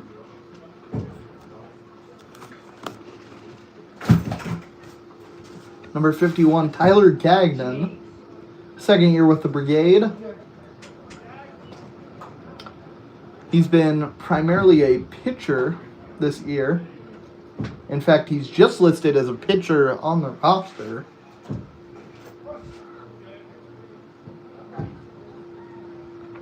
So first plate appearance here. Ball 1. A lot of these guys, were great hitters in high school, even if they weren't going to college for that level of hitting. But that's a good cut right there from Gagnon. 1-1 the count. 13-1 game is where you put those pitchers who just want to be out there and hit.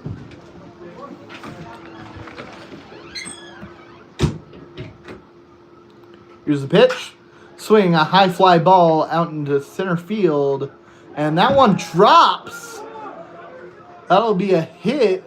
He slides in for a double. And there are runners on 2nd and 3rd. And the Junction City dugout goes wild for Tyler Gagnon.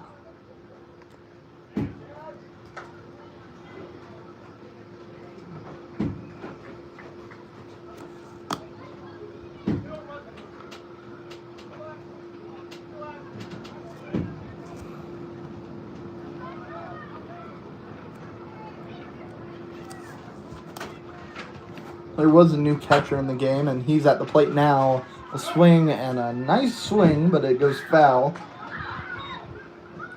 Zach Becker, the Newman University product, another Manhattan, Kansas native. Just a short drive away from Junction City. Swing and a foul ball. Home of certainly one of the Division I colleges in the state of Kansas. Kansas State University in Manhattan. Becker went to play at Newman in Wichita. That pitch misses outside. It's a 1-2 count. He's 1 for 5 with the Brigade this year. He's hit .267 over the last 2 years at Newman University. Foul ball. Keeps the at-bat alive.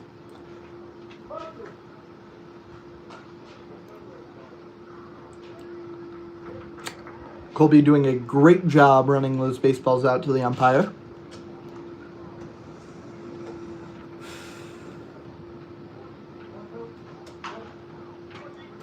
Fulfilling his role greatly tonight. The 1-2.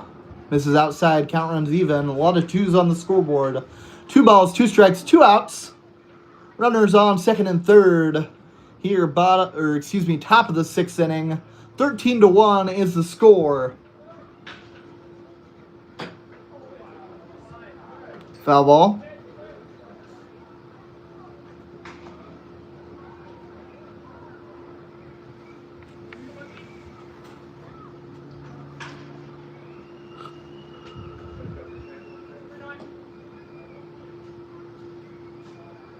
Another 2-2.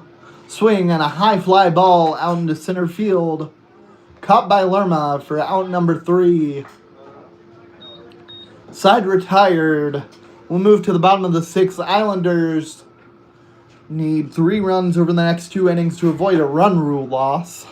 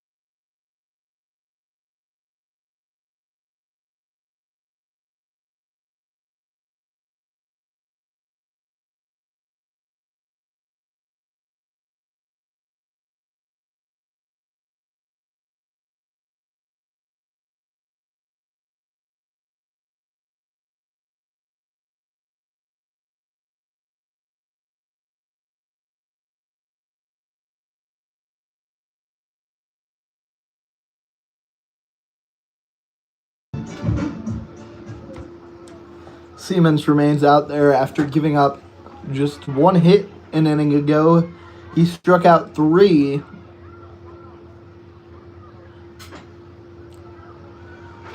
Connor Rowe steps into the batter's box. He's 1 for 2 today. Called strike. Just 2 plate appearances so far in this game for the bottom of this Islanders lineup. When you compare that to some of the guys on the Brigade who have had upwards of 5 or 6 already. It's just a completely different ball game for both sides. I mean, it's a 13-1 ball game, is what it is. 2-1 count. I was talking about last inning, some of the guys from Manhattan. Junction City has quite a few. Swing and a miss, strike 2. Junction City just a short drive away, but Junction City also has maybe a geographic slight advantage over some of the other teams in the Jayhawk League. Pitch is up and away. It's the northernmost team in the league. Closest spot to Kansas City, anywhere in Nebraska. Obviously Manhattan. Foul tip into the glove. behind the plate, so that'll be out number 1. 4 straight strikeouts for Siemens. Poor comes to the plate.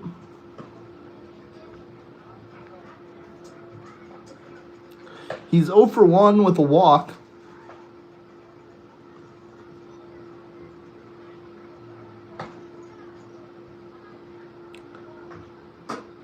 Pitch up high.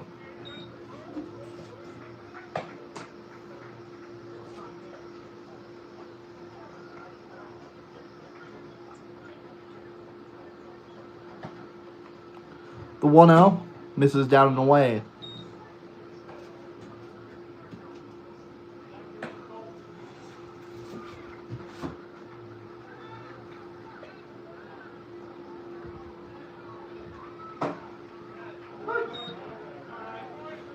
Called strike.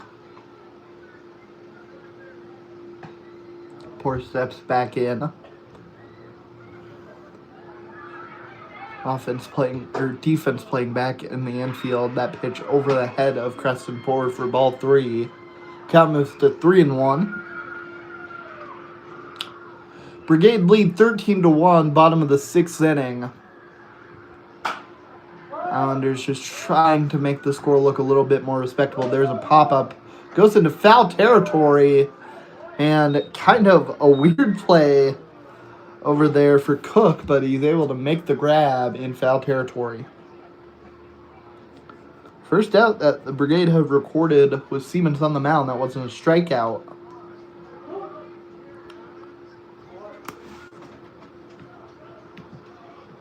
Josiah Schmidt comes to the plate for the first time today. 286 average. Swing and a miss. Strike 1.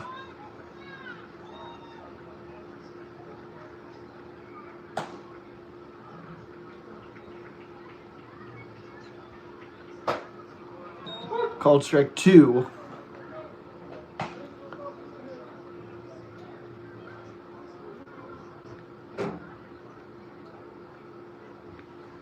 Pitch is up high.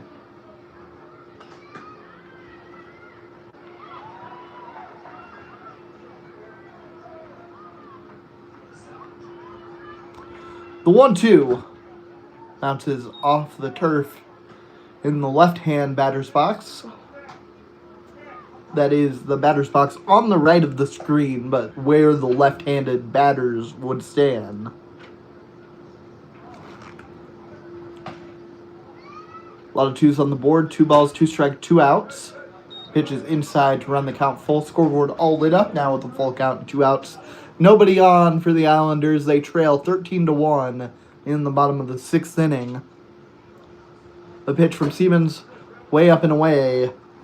And that's going to be a walk.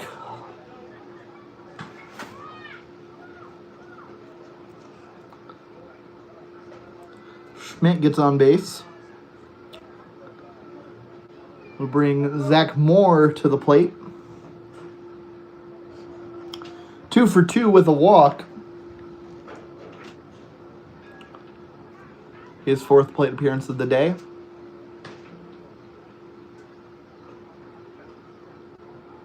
Pitch is way up and away.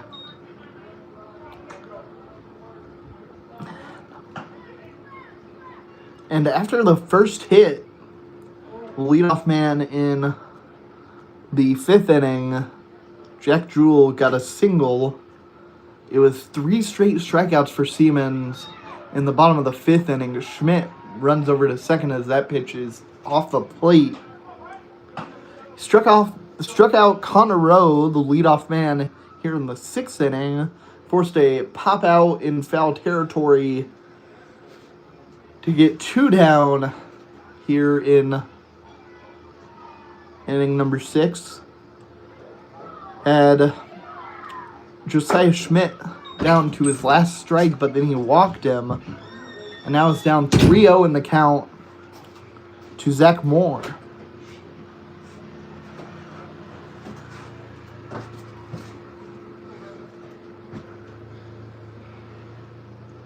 The 3-0. Called strike.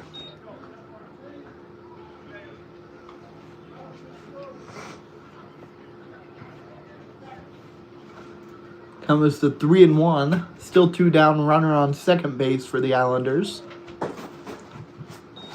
He'll take that pitch out of the zone for ball 4. Now runners on first and second. Back-to-back walks from Bryant Siemens. Jesus Yanez comes to the plate. He's 0 for 2 with a walk.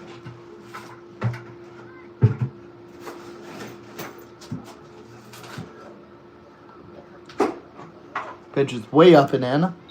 More in than up, but it was also up. Right above the chest of Yanez.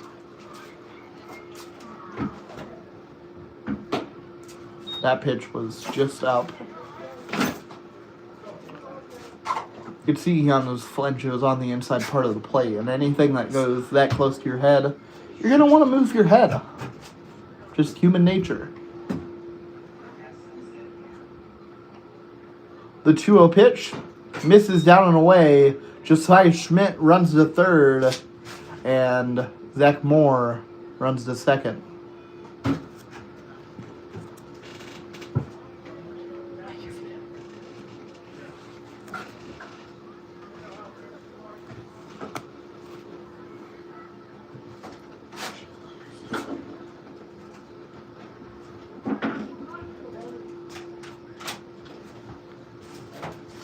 Here's the pitch, up high. Ball 4. Bases are loaded now with 2 outs.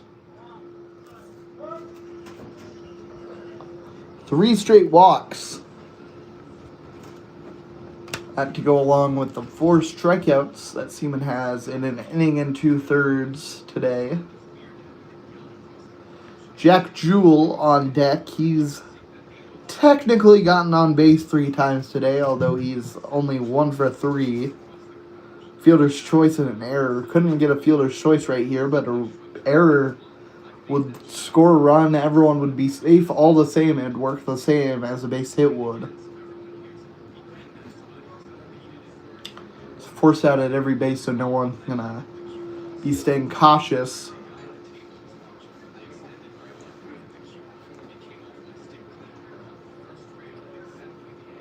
On the base paths. Also 2 outs.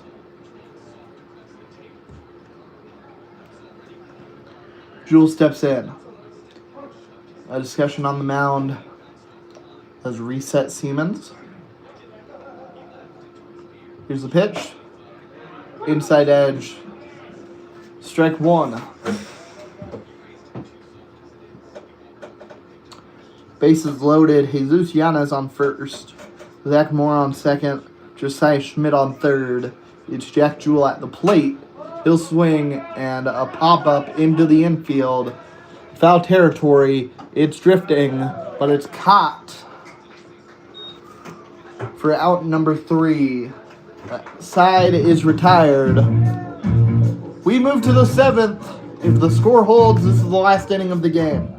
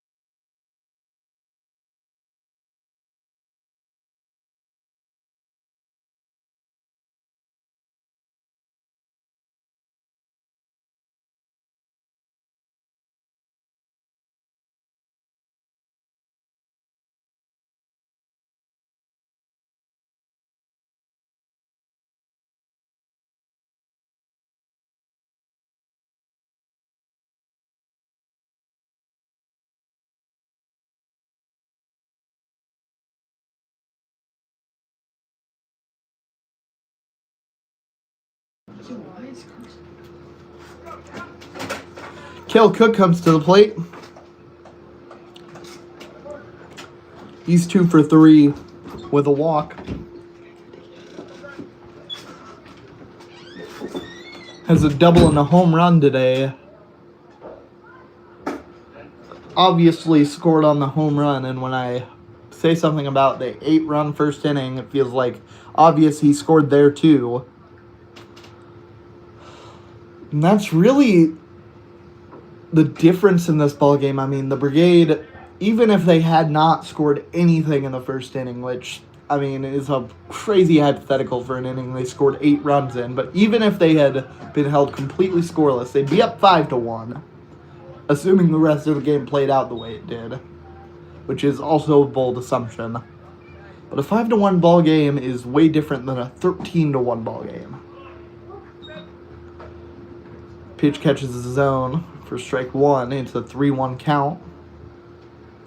The pitch from Poor is down low for ball 4. I'm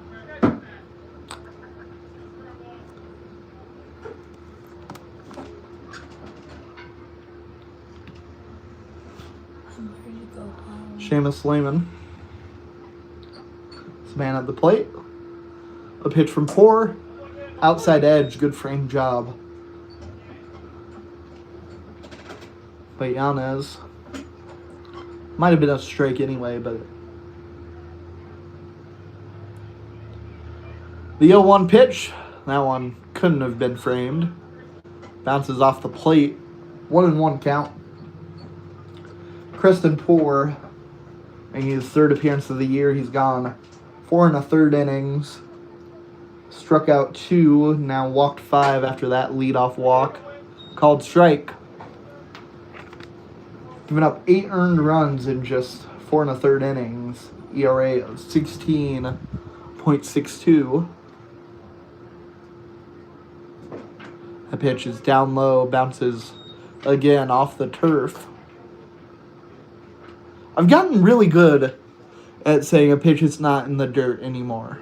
Because the Islanders play on a turf field. Any pitch that's in the dirt was well away. A deep fly ball out into left field, it falls into foul territory.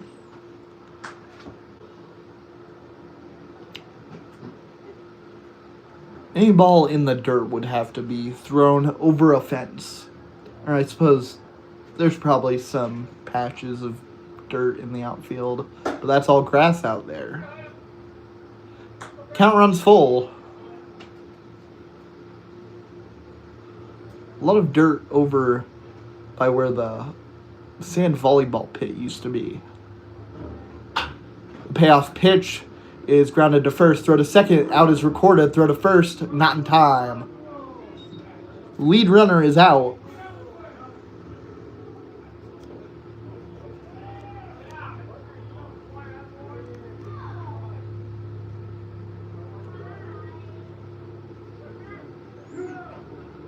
They're going to say it was runner interference, I believe, is the call at first base. It's rest now. So I suppose there are 2 down now in the top of the 7th inning.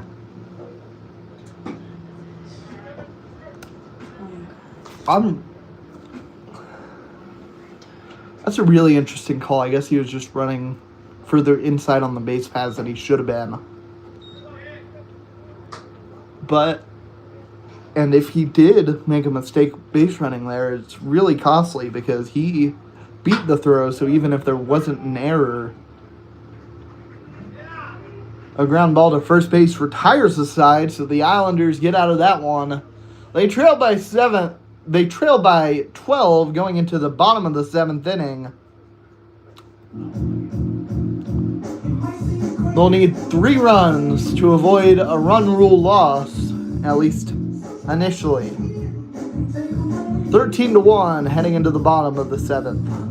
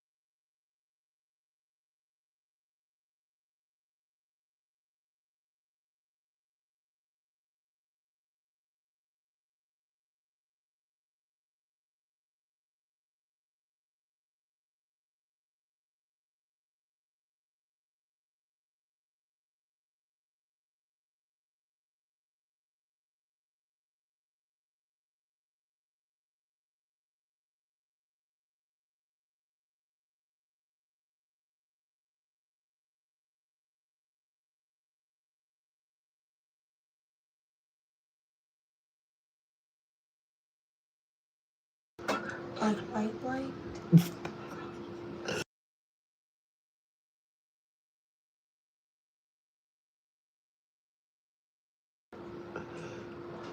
Bottom of the 7th inning, Karsten Wall comes to the plate.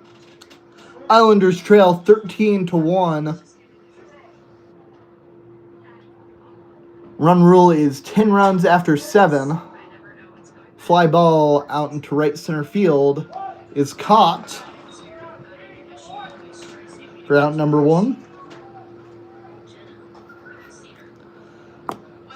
It'll bring Mac Lerma to the plate.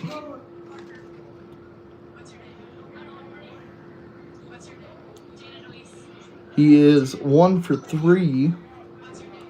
Reached on an error back in the 2nd inning. Ground ball over to third is bobbled, but recovered. Throw not in time.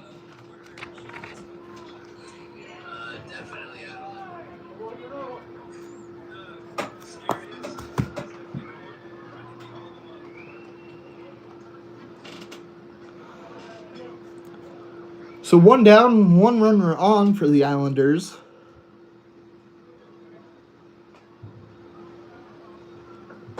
Swing and a miss at strike 1 for Stewart.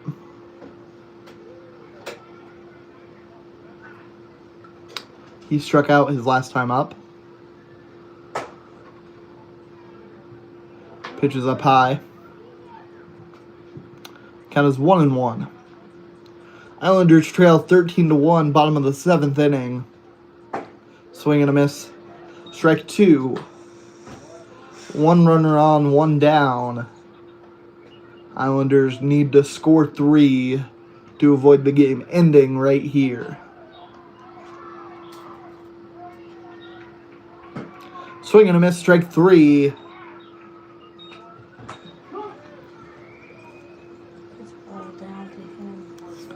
Brings Connor Rowe to the plate. He is 1 for 3 today. Sam Spiegel has his first strikeout of the game, coming in at the beginning of this inning. He's thrown now 7 full innings this season. Has allowed a run, but none of it earned. Has 6 strikeouts to just 2 walks. Called strike. Islanders down to their last strike. It's all in the bat of Connor Rowe. That's how long this game lasts. Swing and a foul ball. It'll last at least 1 more pitch.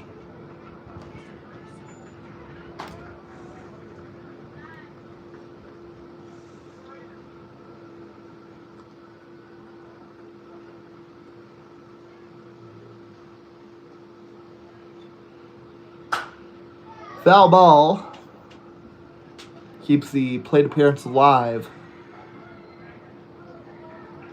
And that's really all the Islanders can do at this point, is just stay alive.